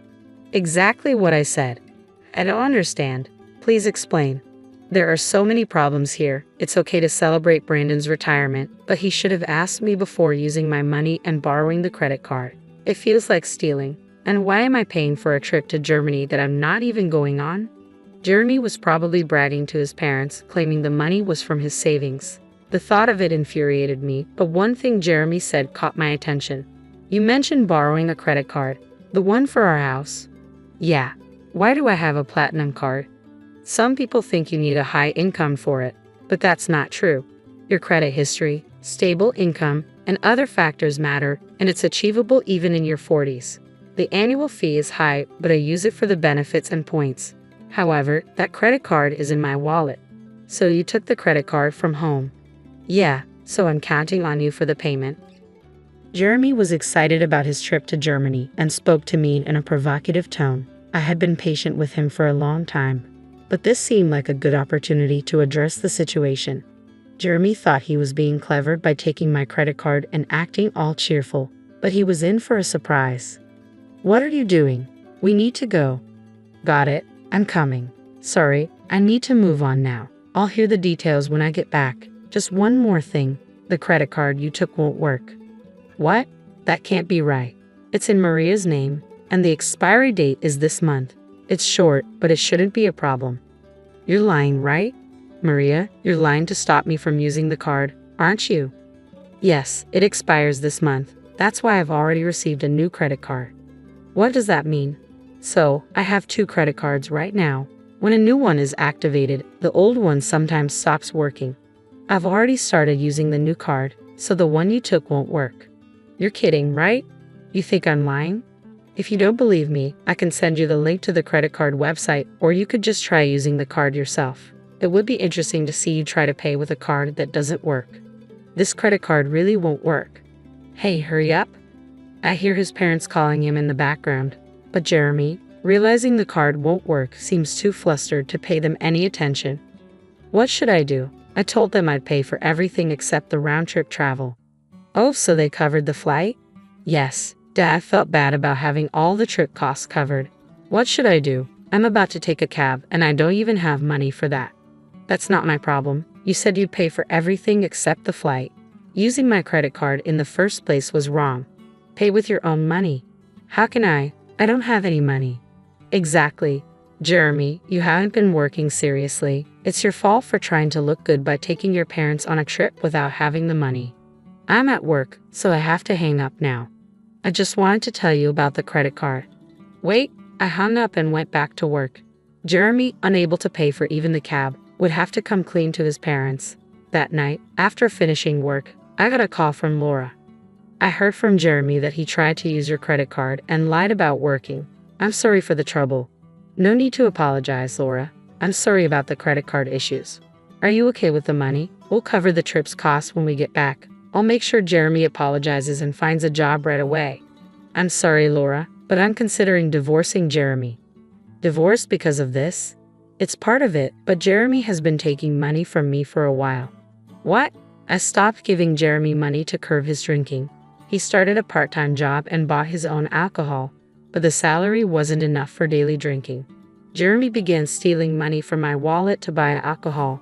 Over the year, he repeatedly took amounts ranging from $7 to $70, which added up to a significant sum. I had been strict, hoping he'd change, but when he stole my credit card for his trip, it was clear he had no intention of improving. I respect your decision. Should I tell Jeremy about the divorce? Could you just tell him I want a divorce? We'll discuss the details when he gets home. About an hour later, the next morning after my call with Laura, Jeremy called. He must have heard about the divorce from her, but I had asked her to wait until he was back to discuss it. Too exhausted to deal with it, I decided not to answer. The next morning, after returning from work, I found Jeremy at home. He had cut his trip short. I'll work properly now. Please don't leave me, he pleaded as I entered the living room. Seeing Jeremy, he immediately apologized. His regrets seemed sincere, but came too late. He had a whole year to change and still asked for another chance. I had warned him repeatedly, but he squandered every opportunity. I'm not going to give Jeremy another chance because he gave up on me. My mind is made up. Can you leave? Please don't say that. If you don't leave, should I call someone to help you pack your things? I'll move out only if you can afford the rent here. Jeremy fell silent. He didn't even have the money for next month's rent, let alone any income. My words and the reality of the impending divorce made him realize the severity of his situation. With nothing to take, Jeremy seemed to be leaving the house, probably heading to his parents' place. I considered asking if he had money for transportation, but Jeremy isn't a child. He should manage his own affairs, money or not. I watched him leave, feeling a mix of sadness and resolve. After leaving, Jeremy went to his parents' house. Later, I received a call from Linda. My parents-in-law let Jeremy stay for one night, but then asked him to leave the next day. They were worried he might become too reliant on them if he stayed. They wanted to create a situation where he had to fend for himself. It must have been tough for them to send their son away, but they felt it was necessary for his recovery. Kicked out from his parents' home, Jeremy came back to our house, pleading with me. Please help me. I've got nowhere to go and no money. That's the result of your own actions. You need to handle it yourself. Everyone faces hardships. Sometimes it's necessary to ask for help, but all you've done in the past year is abandon your responsibilities and do as you please. I didn't let Jeremy into the house and turned him away from the doorstep. The divorce went through eventually. Despite his reluctance, with the support of his parents, it happened faster than expected. I don't know what happened to Jeremy after we split. He's probably still jumping from job to job and making excuses for himself. I used to think I'd feel lonely without Jeremy, but I was surprised to find that I didn't feel lonely at all. Instead, I felt a weight lifted off my shoulders. Living with Jeremy had been incredibly stressful. His attitude and constant need for reassurance kept me on edge. I was always walking on eggshells, afraid of saying something that might upset him. Now, without him around, I don't have to worry about that anymore. My life has become much more comfortable. I hadn't realized how much of a burden our relationship had been. I was constantly trying to support him both emotionally and financially, and it drained me. Now I can focus on myself and my own well-being. I'm relieved that I didn't let Jeremy drag me down with him. I was always trying to help him, hoping he would change, but it never happened. Letting go of that responsibility has been freeing. I no longer have to cater to anyone else's needs or deal with anyone else's problems. I can finally live my life on my own terms without having to accommodate anyone else. It's a fresh start, and I'm embracing it fully. I have more time for myself, more energy to pursue my own interests, and a clearer mind to think about my future. I'm grateful for this new chapter in my life, free from the stress and worry that Jeremy brought into it. 2 days before my due date, my husband's ex sent him a frantic text about an emergency. He told me to handle things on my own and disappeared for a week. When he finally came back, he was stunned to find his mom at our house with some papers. Oh boy, hi Reddit. I'm in a very complicated situation right now, and any advice would be greatly appreciated. My husband Jeremy, 35M, and I, 32F, have been together for 5 years, married for 2. We met through work, so I didn't know much about his past initially. Eventually, I learned that we both had only had one serious relationship post-college.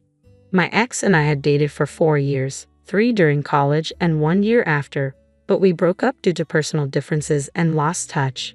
We had been broken up for almost 5 years when I met Jeremy. However, Jeremy was still in touch with his ex when we started dating and was actually pretty good friends with her. His ex, let's call her Valerie, was his high school sweetheart. They had been together since they were 16, right through college, and had been broken up for 5 years when he met me. He told me that they had parted ways because she wanted to advance her career with a job in Australia, and he didn't want a long-distance relationship. They tried to make it work for a few months, but eventually mutually agreed to part ways since it was for the best. They were part of the same circle, so they continued to stay in touch and remain friends. I was fine with it until I met his group of friends for the first time after almost 9 months of dating. All of them got together for dinner on New Year's Eve, and Jeremy decided to take me along to introduce me to his friends. Valerie was there as well, which surprised me since I hadn't been prepared to see her. Jeremy had only said nice things about her, so initially, I wasn't insecure. But as soon as I started interacting with her, I realized her energy was very different from what I had expected. Jeremy had made her sound warm and relaxed, but she wasn't like that at all. She made some really cutting remarks about me in front of everyone, and everyone just laughed it off because apparently that was her sense of humor. But I didn't like it one bit. Nobody seemed to get it because she disguised her comments as jokes, like how she remarked that I looked different in person than in pictures, and how she wasn't sure if I was Jeremy's type since he preferred tall blondes and I was neither. But she was, and everybody laughed since they thought she was just joking. She also made some remarks about how I was her successor, so she felt like she owed it to me to give me some training on how to keep Jeremy happy. These remarks were still somewhat harmless, and I was willing to look past them, thinking she might just have a very weird sense of humor. But then, while we were drinking, she toasted to the fact that Jeremy had finally moved on and how happy she was for him. I thought that was nice until she added that had it not been for her decision to move to Australia, I probably wouldn't even be there with them. Thankfully, nobody laughed because it was awkward, but she quickly started laughing at her own comment, forcing everyone to chuckle to move past it. It wasn't lost on me that she was still possessive about Jeremy. Once we got back home, I told him I didn't want her speaking to me again if he wanted to be with me. I told him I was uncomfortable with his friendship with her since she was clearly not over him and had been rude to me the entire evening.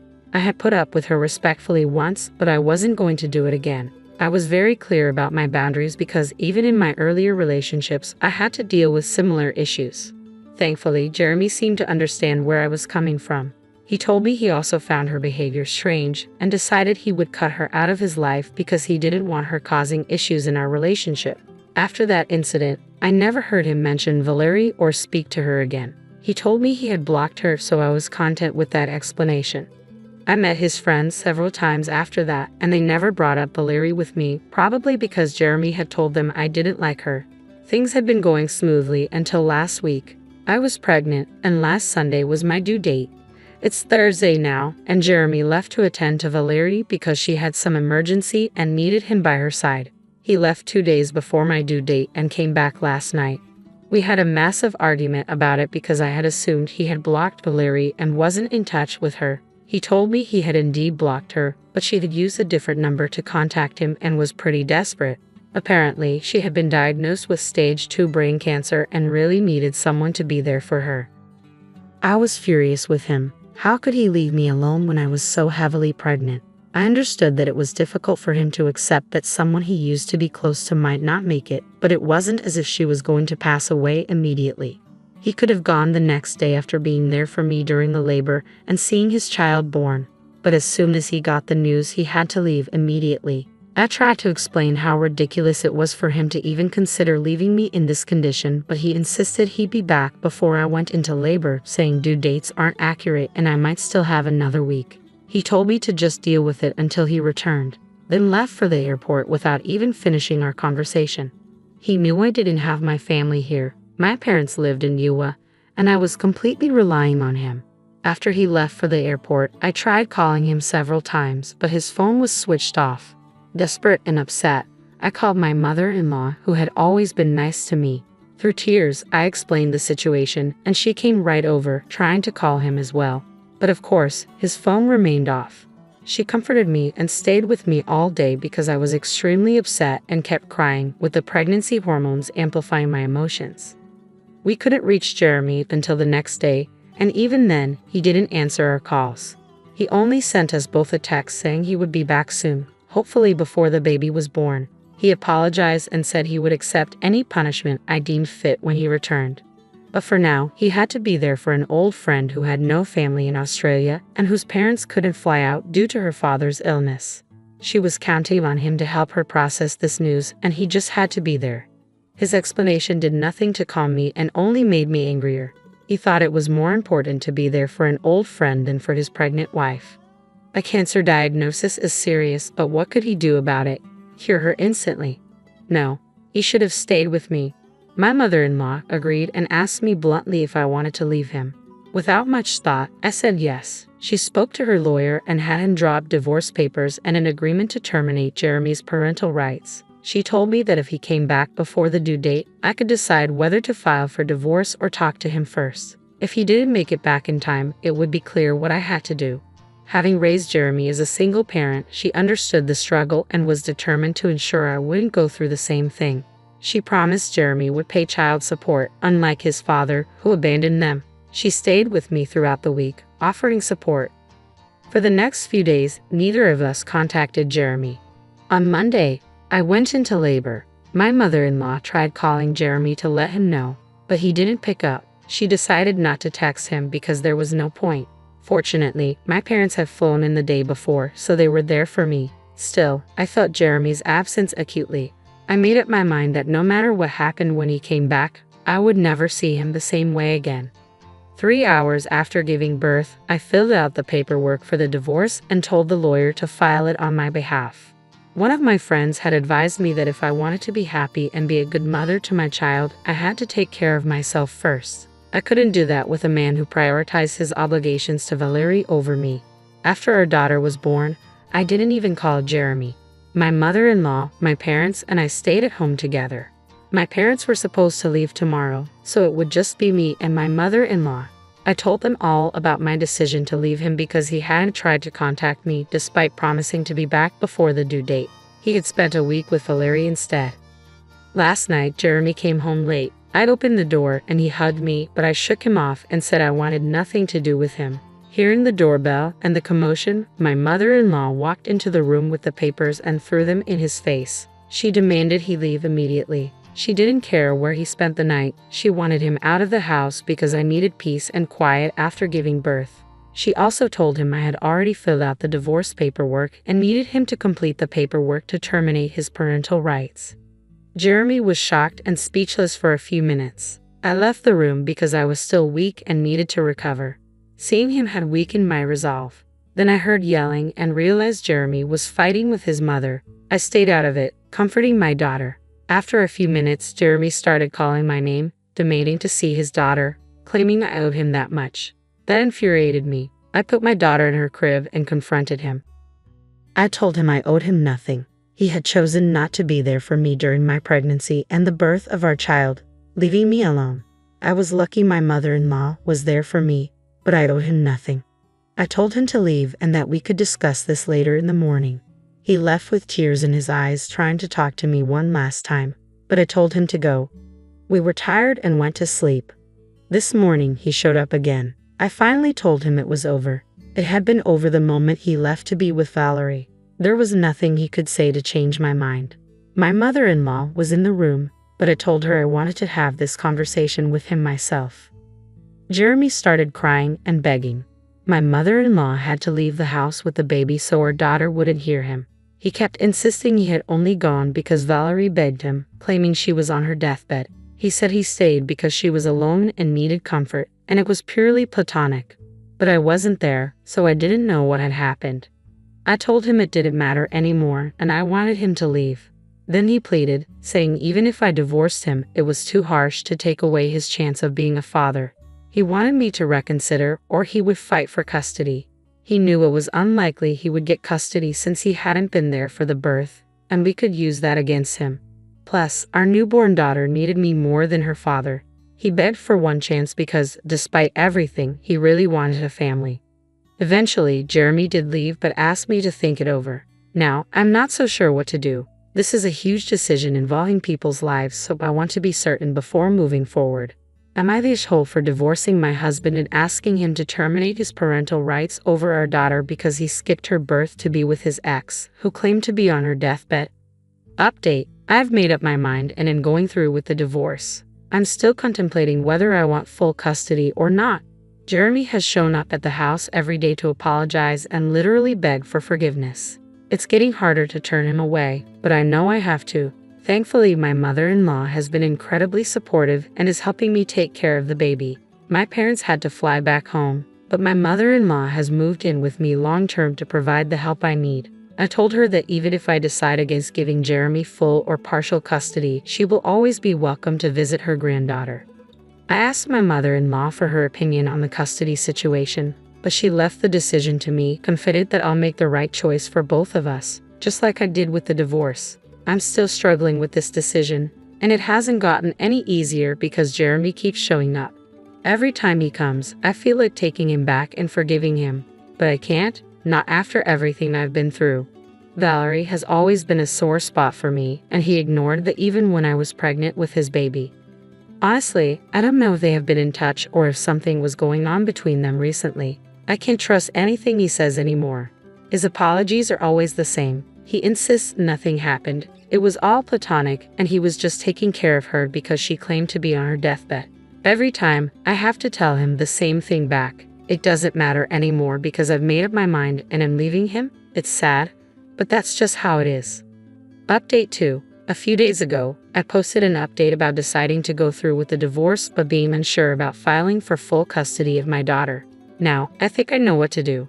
For almost 5 days straight, Jeremy showed up daily to apologize and try to win me back. Then, he suddenly stopped. I found it strange but felt relieved, thinking I could finally think clearly. However, after he stopped coming, I started receiving texts from people telling me that what I was doing was incredibly wrong and immoral, and they never expected me to act like this. His friends began bombarding me with messages, not just his usual group but every single person who went to school or college with him. It felt like he set up a template for them to send, like a petition. They sent emails and messages trying to convince me to cancel the divorce.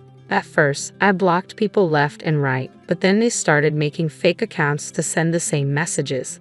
There are only so many people you can block. Besides, I'm dealing with emotional trauma, processing everything, and trying to be there for my newborn daughter. This is the last thing I needed.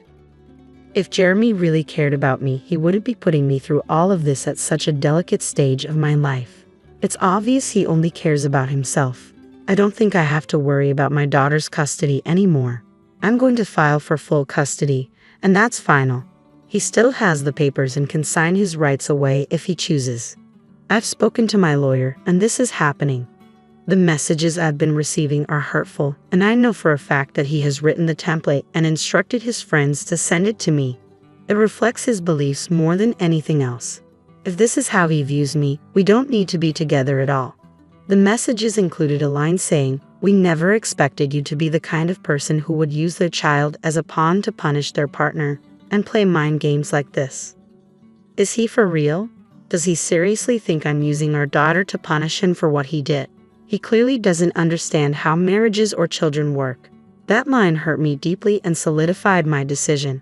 When I showed the messages to my mother-in-law, she was very upset and wanted to contact him and tell him off.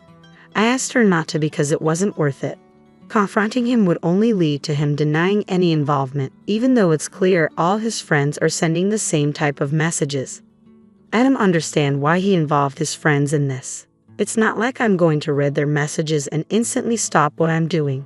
Their opinions don't matter to me because they aren't my friends. I've never been close to any of them, so they can think whatever they want about me. I don't care. I guess he thought if enough people started texting me, I'd give in to the pressure. But he doesn't know me at all. I'm not the kind of person who bends to pressure. I did change my mind when he showed up every day begging for forgiveness. I knew letting him back into my life would not be good for any of us, especially our daughter. I might have felt terrible about it, but I still went through with it because I don't bend easily. After being with me for so long, he should have an idea of what kind of person I am. But it's clear he doesn't. It's becoming clearer every day that I'm doing the right thing by leaving him. Even if every single person he knows starts texting me, I won't change my mind. In fact, this situation has only strengthened my resolve. As long as the people I love are on my side, I don't have to worry about any of this. Update 3. The legal proceedings for the divorce and the custody agreement will commence in a couple of days. Jeremy has decided not to contest the divorce but is demanding at least partial custody of our daughter. We're going to see how that works out. I'm open to the idea because I'm not inherently evil, but I don't want to implement shared custody until our daughter is at least a couple of years old. That's what we're going to negotiate, and I'm very happy I've made this decision for myself. Now that it's finally happening and hitting me how real all of this is, I thought I would be scared, but I've never felt more sure of anything in my life. I think some of this confidence might be because of a message I received from Valerie yesterday. She told me that she really didn't want to be a homewrecker but needed somebody by her side since her parents wouldn't be there for her. Jeremy was the only person she could think of. She also mentioned that over the past couple of years, she had tried to contact him several times and he had always turned her down, saying I wouldn't approve of it. But she knew that her oldest friend in the world would always be there for her, especially if she was sick, which is why she contacted him. She apologized for the trouble this had stirred up in my marriage, but thought I should let him retain his individuality instead of being so controlling. So, I was right that he hadn't blocked her at all, and they had stayed in touch, maybe not in the way I thought. But they did at least speak to each other. The worst part was that she also told me they had shared a moment when they were together and ended up kissing for a couple of minutes. But after that, Jeremy had drawn away from her, saying he couldn't do this, especially while his wife was with his child. She told me that he had not let the kiss last more than a couple of minutes, and that was how loyal he was to me, as if that was supposed to make a difference. It was ridiculous, but yes, I was right about everything. Now, getting the divorce and custody on my terms should be a cakewalk. I've spoken to my lawyer, and we've tweaked our petition to demand slightly more of everything because I feel I deserve it since I've been cheated on. I'm feeling very confident about what I'm doing and know that things are going to work out. Sometimes, it's better to let life take care of things for you. My sister stole my fiancé 15 years ago, and now she's trying to set me up with her husband because her marriage is falling apart. This story is about my sister, Samantha. I'm using her real name because it doesn't really matter. Samantha took my fiancé because she thought he deserved someone more attractive and richer than me. So, she went after him, and he ended up marrying her. But that's fine because I got rid of someone who wasn't right for me and found someone who truly deserves me. Let me explain everything from the start. This happened 15 years ago when I was in my mid-20s. My name is Olivia Parker, and I'm 41 now. I work as a doctor at a busy hospital and have always cared deeply for my patients. Samantha is 6 years younger than me and has a very different personality. She's always been the center of attention at family and social events and made sure to stay that way since we were kids. She's very pretty and knows it, often showing off her looks and looking down on people who don't meet her beauty standards. Like me, she was always critical of my style and teased me for not being social. As a kid, I was more focused on my studies and enjoyed reading books and comics rather than playing with dolls or wearing makeup. I didn't even have a Barbie. Samantha and I didn't have a close sisterly relationship. She saw herself as a fashion expert, while I was just plain and simple, which she often pointed out. I didn't have flashy tastes or seek attention. I'm calm, like to keep to myself, and prefer a quiet life. After high school, I was happy to move out and away from her. Who wants to be around someone so spoiled? Medical school kept me busy, and I only visited home during holidays or breaks, keeping the visits short. Samantha and I had minimal interactions, so things were manageable. She dropped out of high school to chase a career in fashion, and later left fashion school to try modeling. During the time I stayed in touch with her, she only got a couple of small modeling jobs over 5 years. She likes to call it a successful career, but it's not really impressive. If you think I'm being harsh, just wait. Once I moved out, the tension between us eased. We only saw each other a few times a year, which was fine with me. During my first year of college, I met Daniel, who was a bit older than me and doing his master's while I was just starting my bachelor's degree. He had already worked as a doctor and was specializing in cardiology, which is a big deal. Plus, he was very good-looking. To make some extra money and keep his knowledge fresh, he taught first-year students about the circulatory system. His teaching was popular, especially among the girls, because who wouldn't want to learn from a tall, handsome senior? I took his classes too, and we eventually started dating. By the time I was in my final year, he proposed after we had been together for 4 years. I was happy to say yes since he was already working at a hospital during the holidays. When I went home and showed my mom the engagement ring, she was thrilled because it was unusual for me to be serious about someone. Daniel was the first guy I had dated or been intimate with. My mom asked for details about him because she could tell we were planning to get married. Samantha always said I'd never find a good man, meaning someone rich and good-looking. Whenever she heard I was dating someone, she joked that it wouldn't last. So, when she heard about Daniel, she was very interested and wanted to know more. This was unusual because she rarely showed interest in my life, which she always thought was boring. I asked her why she cared, and she said it was because he'd be part of the family. Mom asked me to invite Daniel for New Year's Eve dinner, and I later found out Samantha had asked Mom to do that. Since we didn't have any plans for New Year's, Daniel agreed to come. When we arrived at my parents' house, Samantha was there to greet us, which was odd because she usually spends New Year's partying with her friends and is never home. It should have been a red flag, but I didn't think much of it. I don't worry about other people's lives. When Daniel came over with me, Samantha was really taken with him. Her first comment was, "I thought you were rich, but you're handsome too." It was clear she was flirting, but I didn't pay much attention because I trusted our relationship. Throughout the evening, she made lots of advances, like complimenting him, touching his arms and thighs, and chatting with him. She even sat next to him at the dinner table. I gave her a look, and she just pouted and said, "You get to sit with him every day. Today, I can be his arm candy." Everyone laughed, and we took it as a joke. During dinner, Samantha learned that Daniel liked to go for walks after eating. After dinner, she offered to show him around the neighborhood. Daniel looked at me, unsure, and I didn't say anything. He agreed awkwardly, and they went for a walk. That night, as we drove home from my parents' house, Daniel asked if I noticed how Samantha was flirting with him. I laughed and said she's just an attention seeker. I thought Daniel wouldn't be so easily swayed by her looks, but he was. He fell for her charm and cheated on me at the first chance he got.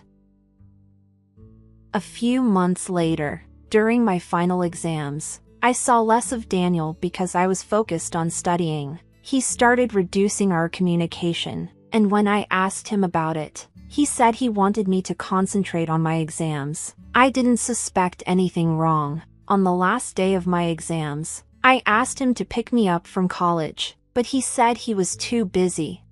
Later that night, I called Daniel to check on him. He said he was home and very tired. I decided to surprise him by going to his place, but it was locked. I called him again, but he didn't answer. The next day, he still didn't call back, so I called him and asked why he had lied. He said he had stayed at a colleague's place. I should have taken this as a sign, but I didn't. Since this was my first serious relationship, this went on for a week until I finally realized what was happening. I asked Daniel directly if he wanted to break up with me. He hesitated for a moment before quietly saying yes. He told me he no longer loved me. That was the last time we spoke. I didn't ask for reasons or details. It was painful enough without any explanation. Daniel left me feeling insecure and full of unanswered questions. It took me months and a lot of whiskey to get over it. But eventually, I moved on. I was actually relieved that he broke up with me after my finals. Otherwise, I might have had to delay finishing medical school. 7 months later, Samantha called and invited me to her engagement party. I congratulated her and asked about her fiancé. She wouldn't tell me his name and said I should come to the party to meet him. I was happy for her but also sad because I should have been getting married around then. Instead, I was single and dealing with my breakup. I tried to put aside my own troubles and went to her engagement party. When I arrived at the venue, I saw a sign that read Samantha and Daniel. It made my heart race, but I tried to calm myself, thinking it might be another Daniel. But as I went inside, I ran into 2 of Daniel's friends who turned away when they saw me. My heart pounded as I approached the area where Samantha and her fiancé were sitting. When I saw Daniel with his arm around Samantha, I was shocked and didn't know what to do. I just stood there with tears in my eyes. My mom soon pulled me aside and told me to stay calm and not make a scene. She said no one knew about our past and she wanted to keep it that way. I couldn't hold back my emotions and shouted, "You know everything, and yet you let this happen. Samantha is awful, and you're all in on it." Samantha then came over with a smug look on her face. It felt like a replay of the past 15 years. She said, "You thought you could have this man? He's handsome, tall, and rich. You're just plain, and you don't deserve him. Look at how perfect we are together and how people admire us. We're such a great couple, and everyone would laugh if you were with him." I wanted to hit Samantha, but my mom stopped me and told me to leave. She thought I was trying to stop the engagement and yelled at me, "Why are you here? Don't you have any self-respect?" I told her I didn't know Samantha was with Daniel. If I had known, I would have stayed away. Samantha denied inviting me. She told my mom she didn't want me there because it would upset me, but she had actually invited me just to humiliate me. I left the party in tears, feeling the pain of my breakup all over again. It was a really hard and traumatic time for me. Thankfully, I graduated with good grades and started working at a good hospital. With my busy schedule, I didn't have much time to think about my past. I kept myself occupied on my days off and eventually moved on. Years later, I met my husband at work. He's a board member at the hospital where I work. We dated for 4 years and are now happily married with 2 kids. Just a week ago, I got a call from an unknown number. When I answered, the person said she was Samantha. It took me a moment to remember she was my sister, especially since some of my patients are also named Samantha. I asked her why she called, and she acted very sweet, asking about my life. This was unusual for her. I told her to get to the point. After a pause, she said she needed help because Daniel, her husband, was in trouble. A patient had an allergic reaction after surgery, and the hospital might fire him. I asked her what I could do about it. She explained that Daniel worked at a hospital chain where my husband is a board member, so my husband might be able to help him. I wasn't interested and told her not to call me again. I made it clear that we wouldn't be helping them. I didn't know Daniel was working for the same hospital chain as me, just at a different location. When I checked the employee portal, I saw that Daniel was listed as suspended. I thought about talking to my husband about it but decided not to bring up my past. 2 days ago, my mom showed up at my door. I was shocked because I hadn't seen her since Samantha's engagement. She hugged me and cried, saying how happy she was to see me after so many years. But I knew her real reason for visiting was to get help for Daniel. My husband was home and heard my mom asking for help. He told her that Daniel was accused of medical negligence and that there was an investigation going on. He said he couldn't and wouldn't use his position to help Daniel. My mom didn't say anything more and left quietly.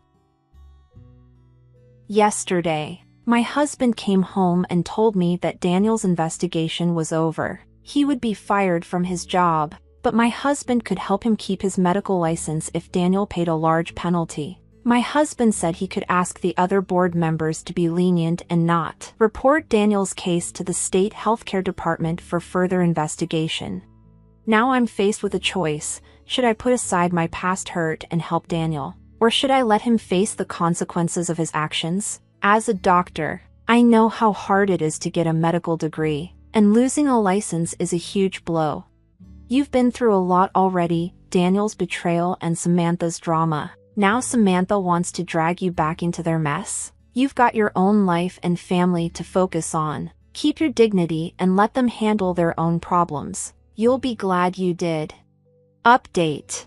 I didn't need to ask for advice to know what to do. What Samantha and my mom did made it clear they didn't deserve any help. They've been posting nasty things about me on social media. I don't use Facebook much, but this week, I saw that Samantha had tagged me in several posts. She called me a vindictive witch, saying I was trying to ruin her husband's life out of jealousy because Daniel married her. She claimed I was seeking revenge. My mom joined in, saying I was abusive and cut them off just because I couldn't handle Daniel marrying Samantha. Even our extended family took their side, accusing me of going too far by affecting Daniel's job. Daniel himself commented, saying I was delusional and that he never loved me or proposed to me, he always loved Samantha. I quickly untagged myself and blocked Samantha and my mom on social media. I told my husband to make sure Daniel faced all the consequences. He was surprised by my anger but agreed to take action. Daniel was fired from the hospital, and his case was sent to the state healthcare department for a new investigation. If he's found guilty, he could lose his medical license and even face prison. I'm enjoying the drama with some popcorn. Edit. Just to clarify, Samantha and my mom weren't added to my social media. My account is open so anyone can tag me. I hadn't blocked them before because of what happened 15 years ago. Now they're blocked from both social media and my life. It looks like Daniel's fairy tale has taken a sharp turn. Karma has a way of catching up, and it seems Daniel is finally getting a taste of his own medicine. Update 2. Now things have taken an even worse turn. Daniel showed up at my workplace, pretending to be a patient. Since he worked at a different location within the same hospital chain, I wouldn't have met him otherwise. I asked him to leave right away. He insisted he had paid for a consultation and that I should treat him. I agreed but turned on my phone's voice recorder to protect myself. I'm glad I did. Daniel was pretending to be sick with the flu. I gave him the appropriate medication, but he wouldn't leave. He started asking unrelated questions and flirting with me. I told him to stop and leave. Daniel told me, I wanted to apologize. I didn't mean to hurt you, but Samantha trapped me. She blackmailed me into marrying her or she would accuse me of molestation. I knew he was lying, but I enjoyed watching him squirm. He went on, I know you still love me, and that's why you're taking revenge. I regret marrying Samantha. If you convince your husband to help me avoid prison, I'll leave Samantha and be with you. We can have a secret affair while you stay with your husband. I laughed and called security to get him out. He didn't realize he was being recorded, and the look of disappointment on his face was priceless. He thought he had convinced me. I texted Samantha with the recording, saying, Your pathetic husband came to my clinic pretending to be a patient. She replied, I know. He tells me everything. We also know you still love him. If you can help save his license and avoid prison, I'll let you spend a night with him. Samantha's response was shocking, and it was clear they were all in on this together. I told my husband, who was surprised. He said we could have sued Daniel for bribery, but it would have brought up my painful past. I decided to let him handle the legal stuff while I focused on my own revenge. I added Samantha, Daniel, my mom, and other relatives on Facebook. They accepted the request quickly, probably thinking it was a good sign. I then posted a detailed account of how they were trying to manipulate me to help Daniel avoid prison. I included screenshots of my conversation with Samantha and turned the voice recordings into a video with pictures of Daniel and Samantha. The post went viral with lots of comments. I blocked Samantha, Daniel, and my mom to avoid their retaliation. My extended family and other relatives were outraged by Samantha's offer to let Daniel have an affair with me to avoid his consequences. Samantha and my mom tried to contact me, but I had blocked them. I spent the last couple of days reading the comments on my post. People are really going after Samantha and Daniel, making my weekend quite satisfying.